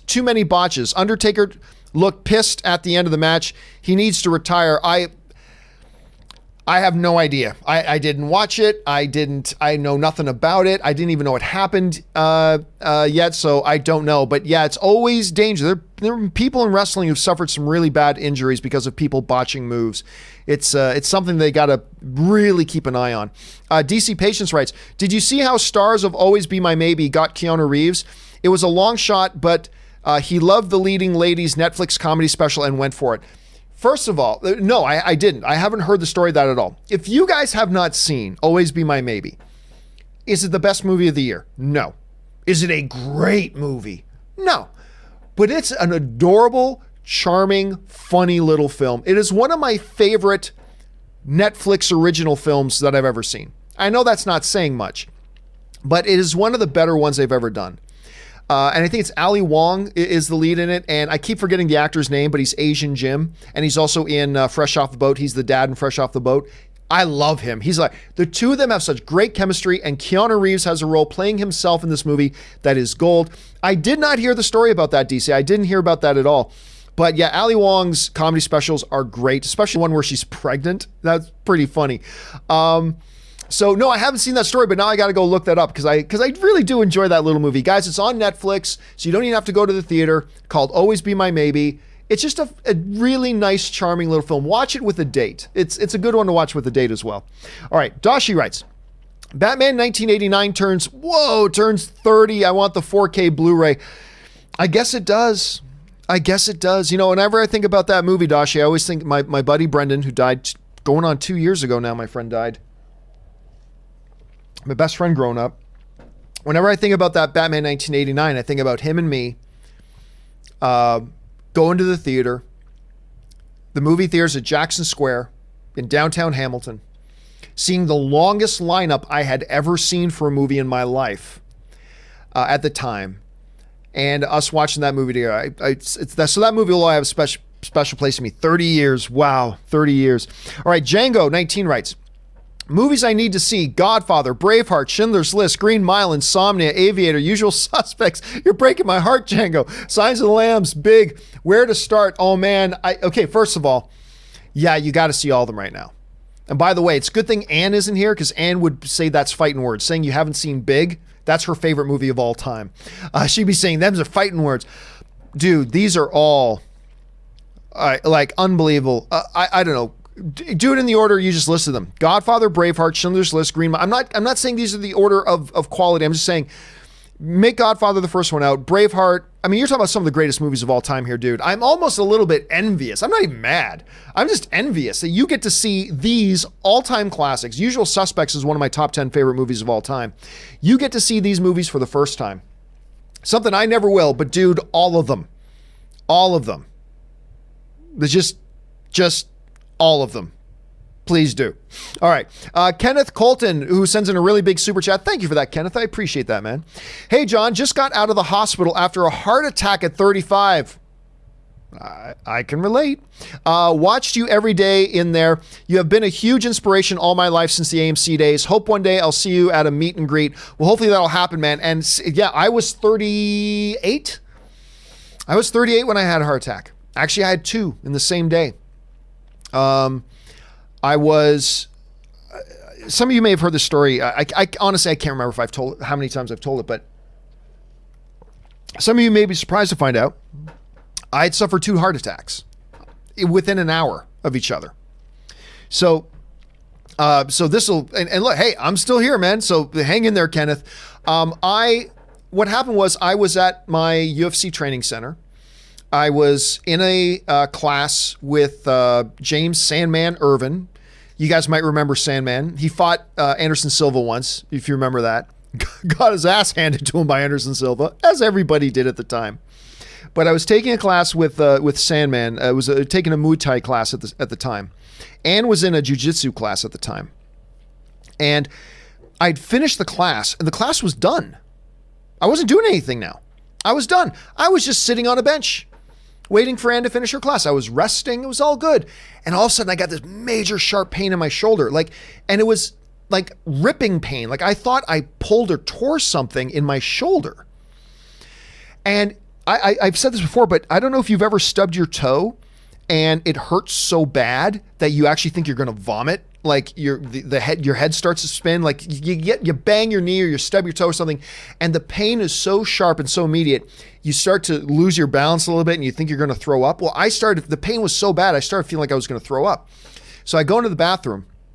The owner of the gym saw me go in and they're like, hey, wait a minute, because he thought I was turning green. So he followed me into the bathroom and I didn't throw up, but he's like, hey, dude, do you need some help? He said, there's a paramedic team here training right now. Like a whole paramedic team is here training. Do you want me to go pull them? I'm like, maybe that's not a bad idea. I said, I think I'm okay, but that might not be a bad idea. So the paramedics came in, and by the time they came in, I was feeling fine. So they're like, do you want us to take you to the hospital? I'm like, no, I think I'm all right. I think I'll make a doctor's appointment, go see my doctor or whatever, but I'm good. So then Anne finishes her class and we leave. We get in the car and start to drive home, and it happens again. This time even worse. We get to the house. I go into the bathroom again, and I tell Anne, I get so bad. I tell Anne, and this is years ago, but I tell Anne, I think we got to call an ambulance. And she at first thought I was just being a baby. She thought, I hurt my shoulder and I'm just being a baby. But I was like, no, really, baby, I think I need an ambulance. So the ambulance comes and gets me, goes to the hospital. And the doctor's in there, and I'm not even 40 at this point. And the doctor's like, okay, do you do any drugs? I'm like, no. Do you drink heavy alcohol? No. Do you exercise? I'm just coming from my MMA class. Do you blah, blah, blah. Do you have a history of heart condition in your family? No. So he's like, okay, well, it's not a heart attack, but let us run some tests. We're going to see what's going on here. I'm like, okay, great. A little while later, the doctor comes back. He's like, okay, yeah, you had 2 heart attacks. It's like, what? Anyway, so they found the problem. It was just a little problem. They did a procedure. They poked, and the way they did the procedure was pretty cool. Maybe they did the same thing for you, Kenneth. They poked a hole in my thigh. Because when the doctor first told me, we need to actually go in and fix something, I'm like, I have these terrible visions of them having to open up my chest and all this kind of stuff. But no, they literally poked a hole in my thigh and ran a little thing up through this little hole in my thigh into an artery in my thigh and ran it up into my heart from there, and they fixed it that way. That's it. They poked a hole in my thigh and they fixed it. A couple days later, I went back home. Now, I didn't start exercising again for a couple of years. I was just really scared. I had a phobia about exercising at that point and whatever. And it took a couple of years until finally my cardiologist sat down with me and said, look, you're good. All right. Just go back to it. Do whatever you want to do. Go run a marathon if you want. I've never run a marathon. And then so finally, a couple of years ago, I started training again. But it was a long time. I was sitting on my ass for a long time. And that was a scary thing, Kenneth. It was a scary thing. But you know what? I'm good. And I'm totally active and all that kind of stuff, and you will be too. So sorry, guys, that was a long way to answer that question, but I feel a kinship with Kenneth here, guys. I feel a kinship with Kenneth. So anyway, there you go. Glad you're back on your feet, dude. I'm glad our show and our community here could be with you through it. Okay, Doshi writes, where are we at? Hold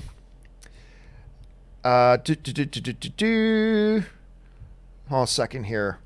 My laptop is freaking out for some reason.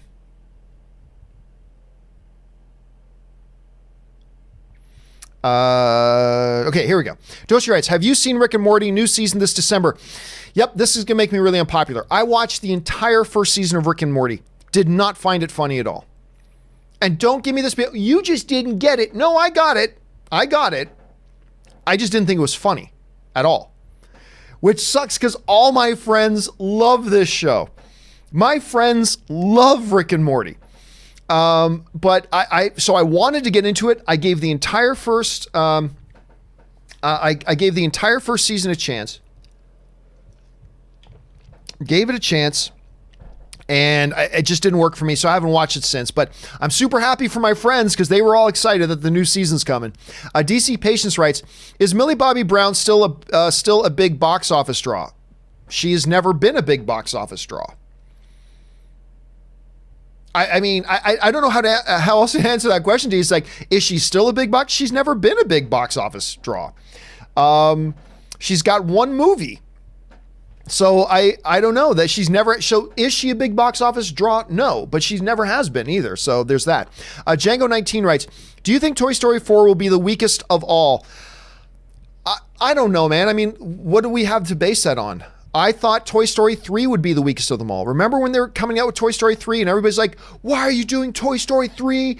You're just going to ruin the first two were perfect. There's no need to do another one, blah, blah, blah. This is going to be awful and you're going to ruin the legacy of Toy Story, blah, blah, blah. And to a lot of people, Toy Story 3 is the best of the bunch. So, I mean, I have absolutely zero. I mean, here's the problem though, Django. You're talking about movies that are 100% on Rotten Tomatoes, 100% on Rotten Tomatoes, and 98% on Rotten Tomatoes. How do you go? So even if it's a 95, it is technically the weakest of the Toy Story movies, right? Even if it's like a 95, it is technically the weakest. So it's way too early to call. It's way too early to call.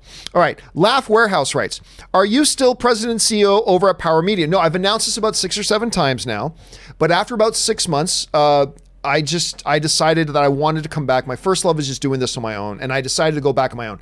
And I have a great relationship with the people there. I've actually, even a few weeks after I left there, I still do consulting with them. I help them out. It's great. It's wonderful. It wasn't any type of a sour breakup or anything like that. It's just that I wanted to come back and do my own thing. And and you guys know, when I was first thinking about doing it, I was very torn. And I decided to give it a go. And it's just, there was no problems at all. We had some really good victories over there. But ultimately, this is kind of what I wanted to do. And we just realized that, it'd just be best if I went off and did my own thing. And so I made that call, and here we are. Lezigo writes, a friend... Where were you at here? A friend did the math. Neither Star Wars, MCU, nor Pixar has made the original purchase investment back yet. Do you think Disney regrets buying them? No. And by the way, what math are they doing? Are just box office? Is that what they're doing? Listen, when you're at Disney, you don't put $4 billion into something and expect that you're going to turn a profit in 4 years. No, investments that big, you're looking at the long term. You're looking at the money you're going to make on this property over the next 20 to 30 years. That's what you're looking at. Disney's looking at owning Star Wars, and they've got visions in their heads about Star Wars land at Disney. You know how much money that's going to make for them? You're looking at merchandising and licensing and Disney Plus and all this kind of stuff. So there's a lot of facets to look at this. And no, Disney would have to be incompetent if they thought, we're going to spend $4 billion and we're going to turn profit in 5 years. It's not the way it works. Not the way it works. Do you know how long it's going to be till they're in the black on this Fox purchase? This $71 billion thing, it's going to take over a decade. Probably maybe double-digit decades, but it'll get there, and in the long term they'll be very happy that we did. Star Wars is going to be a very profitable thing for Disney. It already is profitable, but when you offset against the $4 billion they spend for it, it's still going to be incredibly profitable. So do they regret it? No, because they weren't expecting to be in the black at this point. There's no way. You'd have to be an incompetent fool to think you're going to be in the black at this point. No way. This is the long term. A lot of us, we naturally think very short term. Oh, if I invest $2 in that, will I get $4 tomorrow? That's how most of us think. The big guys, they think 10 years down the road, 15 years down the road, 20 years down the road. So, no, they regret nothing. Believe me, they regret nothing. All right. Ryan Hewitt writes, traveling to Alaska from the East Coast today, had to refrain myself from watching all week. Needed something to listen to during the long flight. Quickest flight ever. Thanks for all that you do. Well, thank you so much, because that would be like what? From the East Coast to Alaska would probably be about, what, like a 6.5-hour flight? Because I know to get from LA to Toronto is about a 5-hour flight.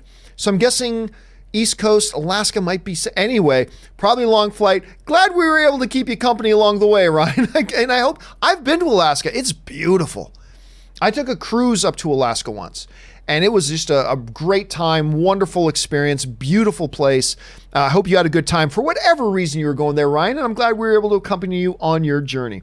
All right, Lezigio writes, going to see Endgame, I felt so guilty to the point of almost not seeing it since I knew Schnepp wasn't able to see it, and I've never even met the guy. Well, listen, don't feel guilty about that, because if there's anything else in the world that Schnepp would want people doing is running out and enjoying having fun at comic book movies. That's what he would want more than anything. And, you know,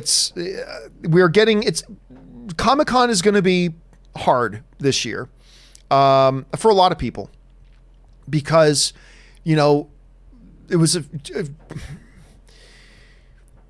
prior to Comic-Con that Schnepp, you know, suffered brain death.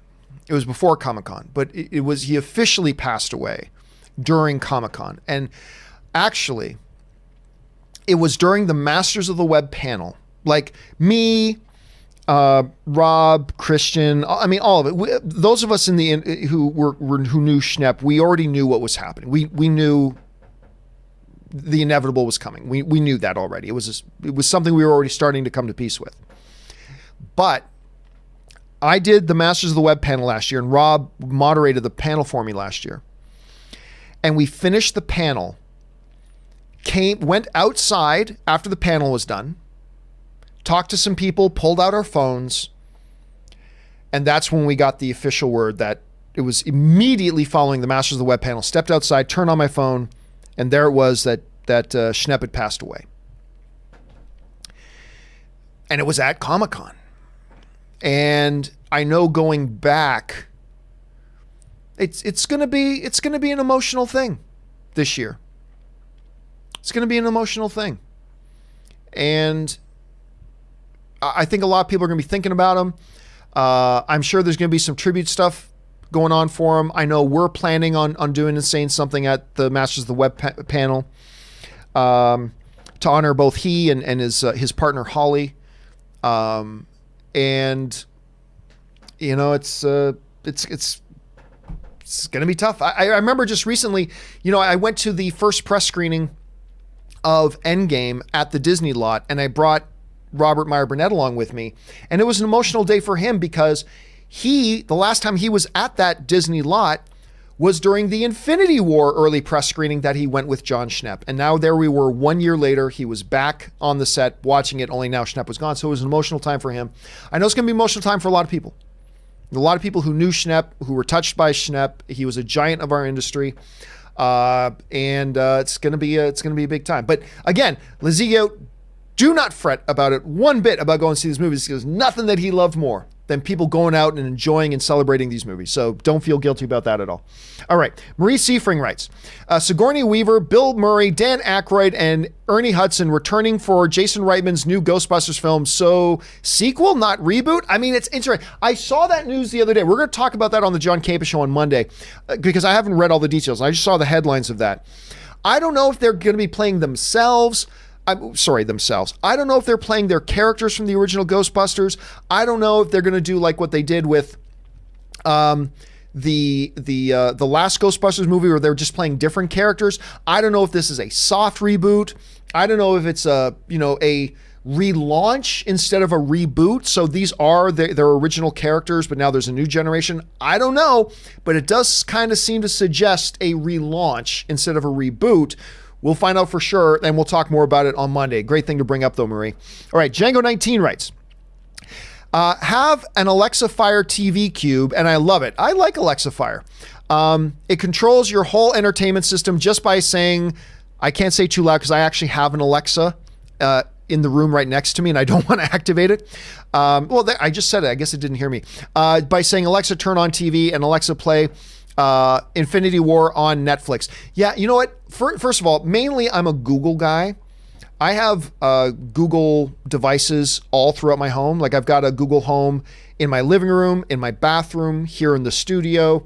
I just love them. But on my bedside, I've got an Echo. I've got a big Alexa device that controls my lights and everything. So I can be laying in bed and go, Alexa, turn off the lights. And then so I don't have to get out of bed to turn off the lights, because I'm lazy. But yeah, the way they're now interacting with their TV stuff, the Google stuff is doing really good stuff as well. So is Apple TV. The way now they're able to interact with our entertainment is really becoming very, very cool. And Alexa's at the front of that for sure. Jared McBride writes, John, I'm going to Disneyland around Halloween week and going to Star Wars Galaxy's Edge. I'm so excited, which is awesome. I cannot wait to go on. I'm so excited for Wednesday.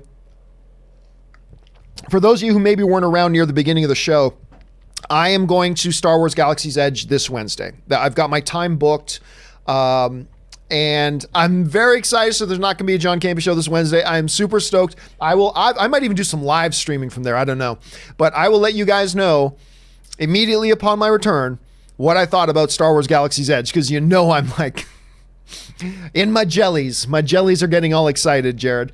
All right, Gino Hendricks writes, but John, what if Love from Holland? Oh, thank you so much.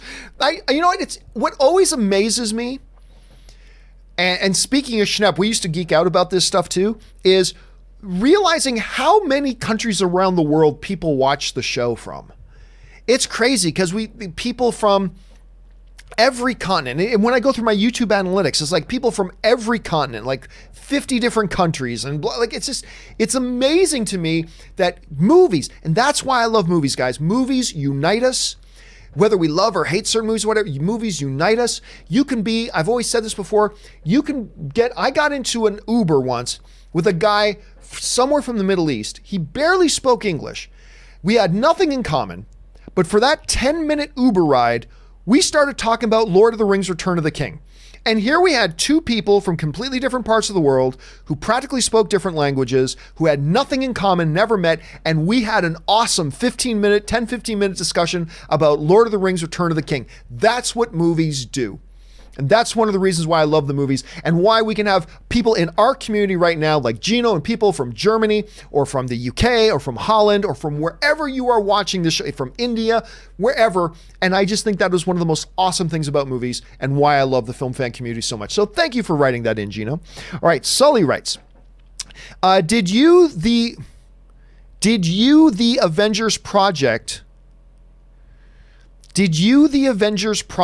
game teaser 2 years ago? They're finally making an announcement this Monday. What type of game? Oh, did you see is probably what you're saying. What type of game are you hoping for? Spider-Man PS4 open world, Mortal Kombat 1v1? I don't know. I would actually be really down for more of a Final Fantasy kind of game where you're using those characters. There's real-time strategy elements involved, but it's also a little bit of role-playing and you're going through a world.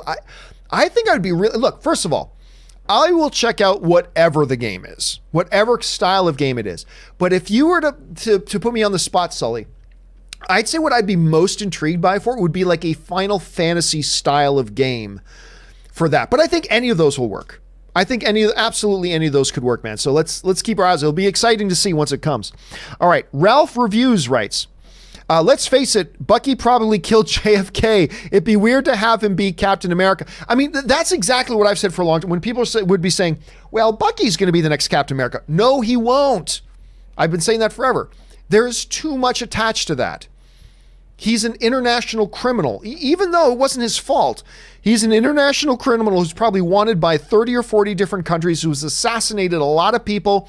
There is no way he is Captain America. Doesn't matter what they did in the comic books. It doesn't matter. There's no way he could be Captain America. And by the way, we don't know if Sam is the next Captain America. All we know is that he gave him the shield. He's still just a dude with no superpowers. I mean, I don't know. Maybe they do call him, but it's interesting to note that as of right now, they're still calling the upcoming Disney Plus series with Bucky and Sam, they're calling it Falcon and Winter Soldier. They're not calling it Captain America and Winter Soldier. I think that's interesting. Maybe they'll change it, but I think that's interesting. But you raise a great point, Ralph. Jason Garza just sends in a super chat. Thank you, Jason. BMC writes in, hadn't seen Interstellar since its theatrical release and saw it last night. How it's viewed by some as Nolan's weakest film is beyond me. I don't think... no, maybe I do.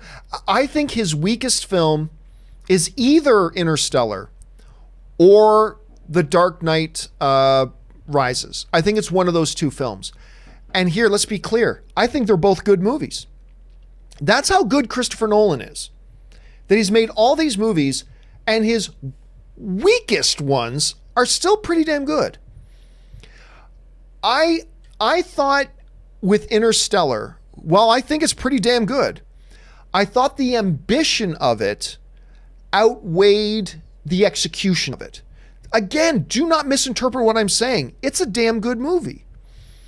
But I personally don't find that it lives up to the standards of a lot of other Christopher Nolan movies. So that's why, while I still think it's pretty damn good, I still think it's one of the weakest. If it's not his weakest one, I think it's his second weakest one. But that's just me.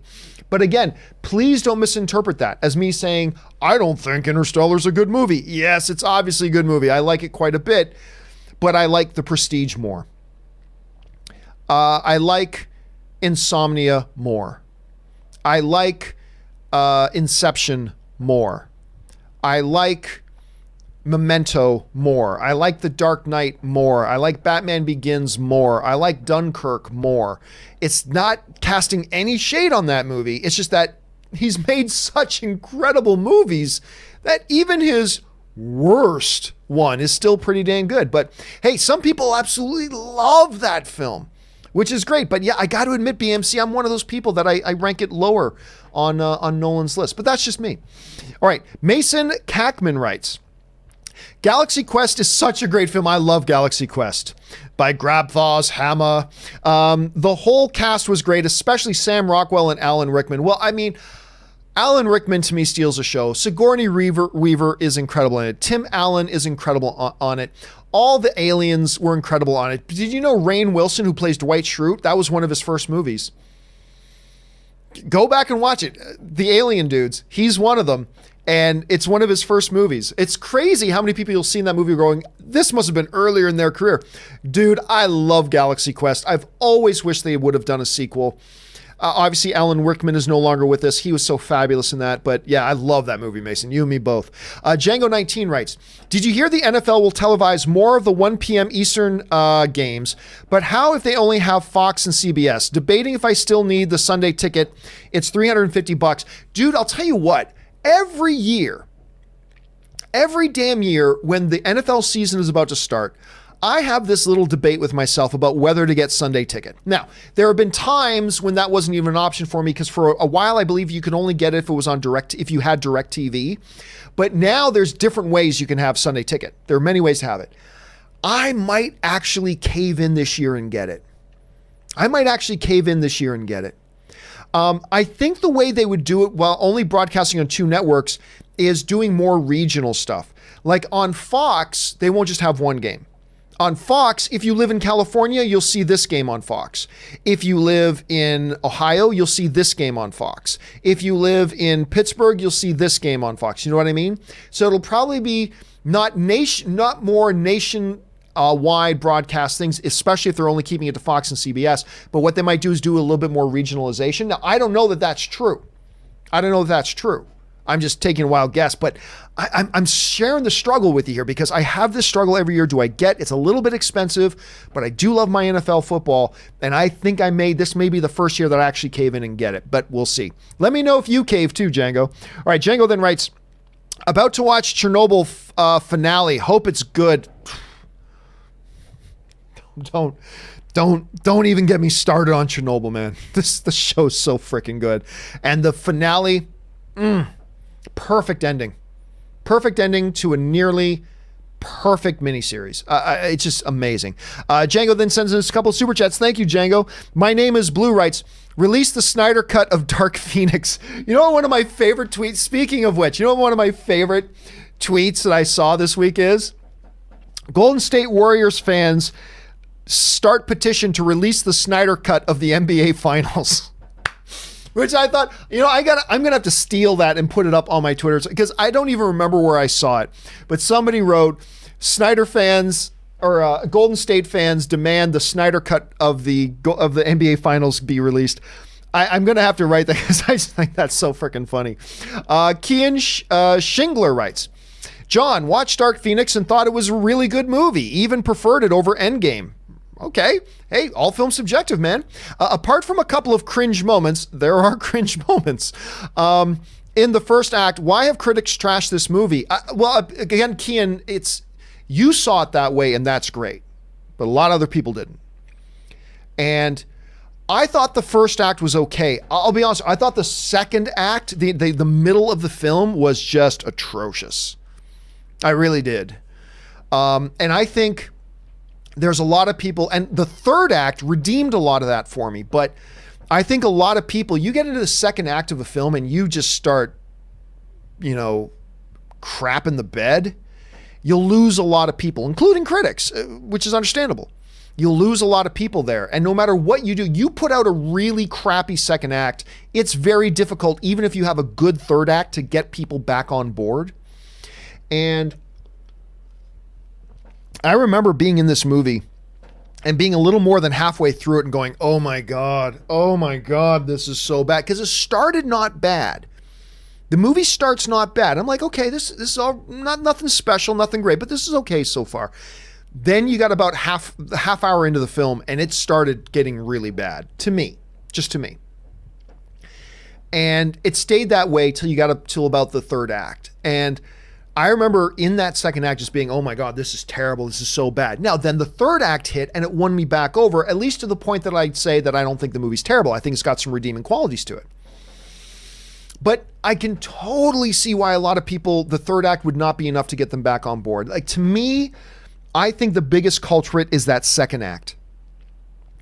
And I'm not going to obviously look, by the way, we're going to do a spoiler review tomorrow at 3 p.m. Pacific Standard Time. So for those of you interested, we're going to do a X-Men Dark Phoenix spoiler discussion tomorrow at 3 p.m. So after we do open mic, we'll do open mic at like 11 a.m. We're going to do the spoiler discussion around 3. So coming back and talk about that. So I won't give any details now, but I think it's that second act that loses a lot of people. Kian follows up with, also, sorry Ashley left, wish her all the best. No, I'm not sorry. I'm thrilled. When people who have worked for me over the years need to move on because of success, I celebrate that. I've always wanted that. I hope when people work with me, I hope either, number one, they get more successful, whatever, or I hope working with me opens other doors for them to do other things. And we've seen that happen with a bunch of people that I've worked with over the years. And I think it's great. And I'm super thrilled for her. It sucks that it started making it very inconsistent about when she could be here and when she couldn't. And so I get that. I totally do. That's a great reason for it. That is the best reason for it. And, but you'll see her again. You'll see her again, and keep your eyes on your TV screens, guys, because she's been doing a lot of commercial work, which has been great. I don't know if any of them started airing recently, but she's done a lot of work before, and she's been getting more work recently, and I couldn't be happening to a better person. Could not be happening to a better person. All right.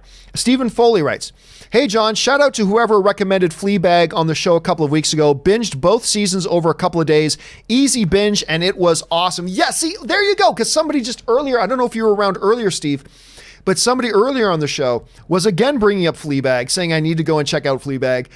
They've been mentioning it for a while. I'm glad you got on board. See, that's the great thing, guys. When you recommend shows or movies or whatever, it's not just me. You're making the recommendation to our whole community here.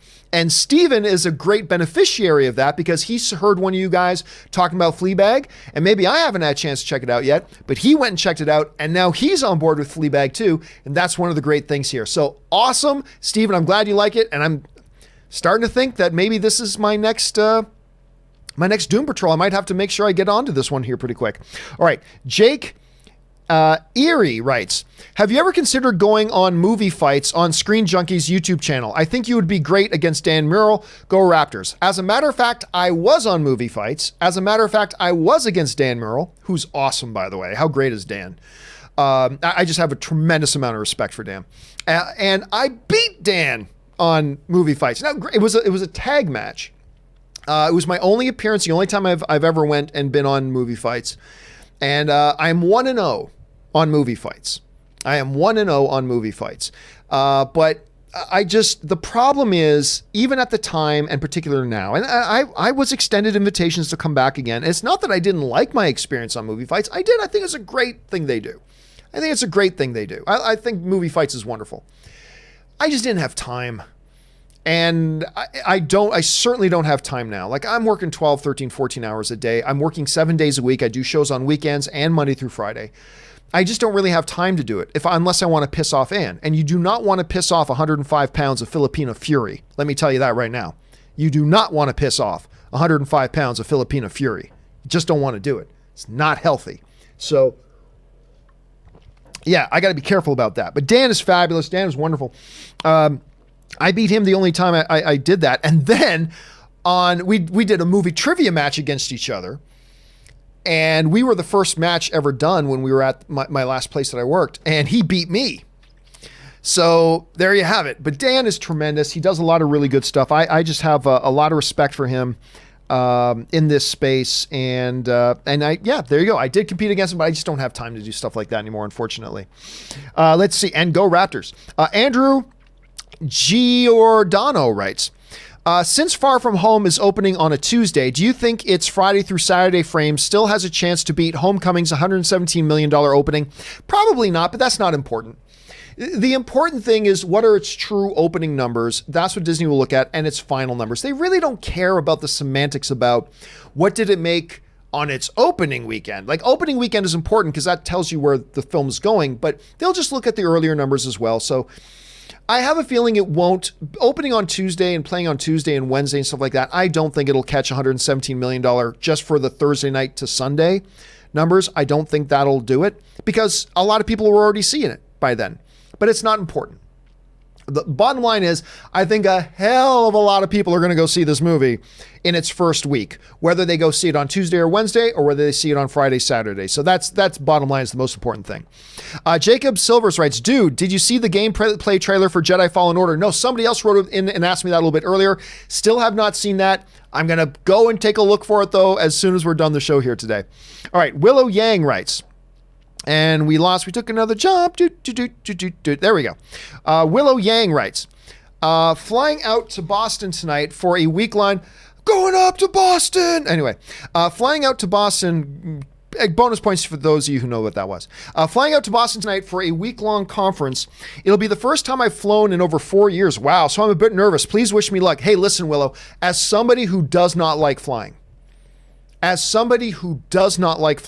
at all, and I have to fly a lot, I can totally relate. Here's what I do. Let me tell you this one little mental exercise I do, all right?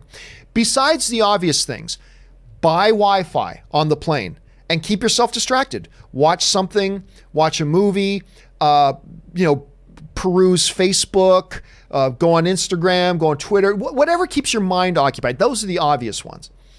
My mental trick that I use on myself that helps me a great deal, because I have a fear of heights. I don't like being up in a plane, even though I have to fly a lot. My mental exercise that I do to kind of trick myself is I sit back and close my eyes for a minute, and I imagine I'm on a bus. I just imagine I'm on a bus. And you're like, oh, little bumps and little things. It just feels like you're on a bus. And it kind of refocuses me, and then I try to do some other things, keep myself distracted. Then when I become painfully aware again that I'm actually 20,000 feet in the air and I'm very afraid of heights, then I just think about the bus thing again. So that's my little tip, Willow. Try the bus thing. So you'll be good. You'll be good. Just keep yourself distracted. Just imagine you're just on a bus. Try not to look out the windows. That's a big thing. Don't look out the windows, and you'll make it. You'll make it. So enjoy your conference as well. I always love traveling to different cities for conferences. It's always fun. All right, Sully writes, yes, in all MCU movies, someone loses a hand or arm. See, somebody brought that up the other day. Did you know that in all 22 MCU films, somebody loses a hand or an arm, and that is a tribute to Empire Strikes Back because it's Kevin Feige's favorite movie.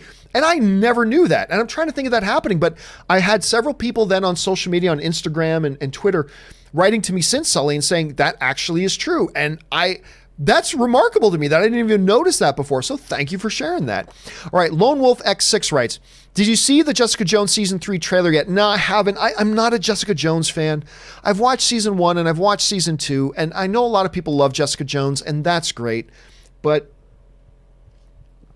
it's just never been for me. Jessica Jones has not been for me. I'm not all that interested in it. So I will probably at least watch the trailer, but I haven't watched it yet.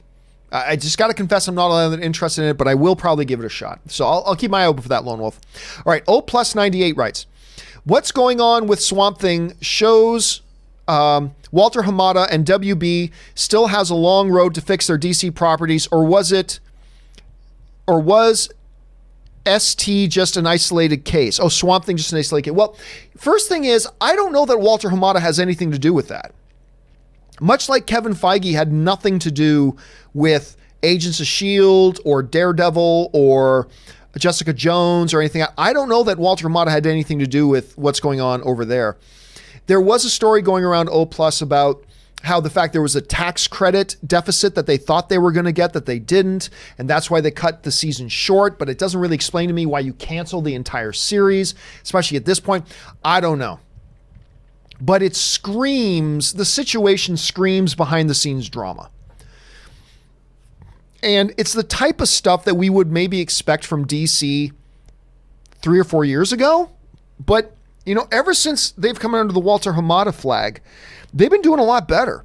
And I really enjoy and I like the direction DC's going. But again, this may have nothing to do with Walter Hamada. There's probably at some point we're going to find out the true story about what really happened.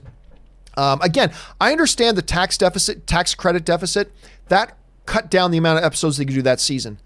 Why cancel the whole show? Why not take the 8 months you've got to figure it out? And if you can't figure it out, then cancel the show. Then say Swamp Thing's not coming back for season 2. Why announce that the show has been canceled 1 episode in?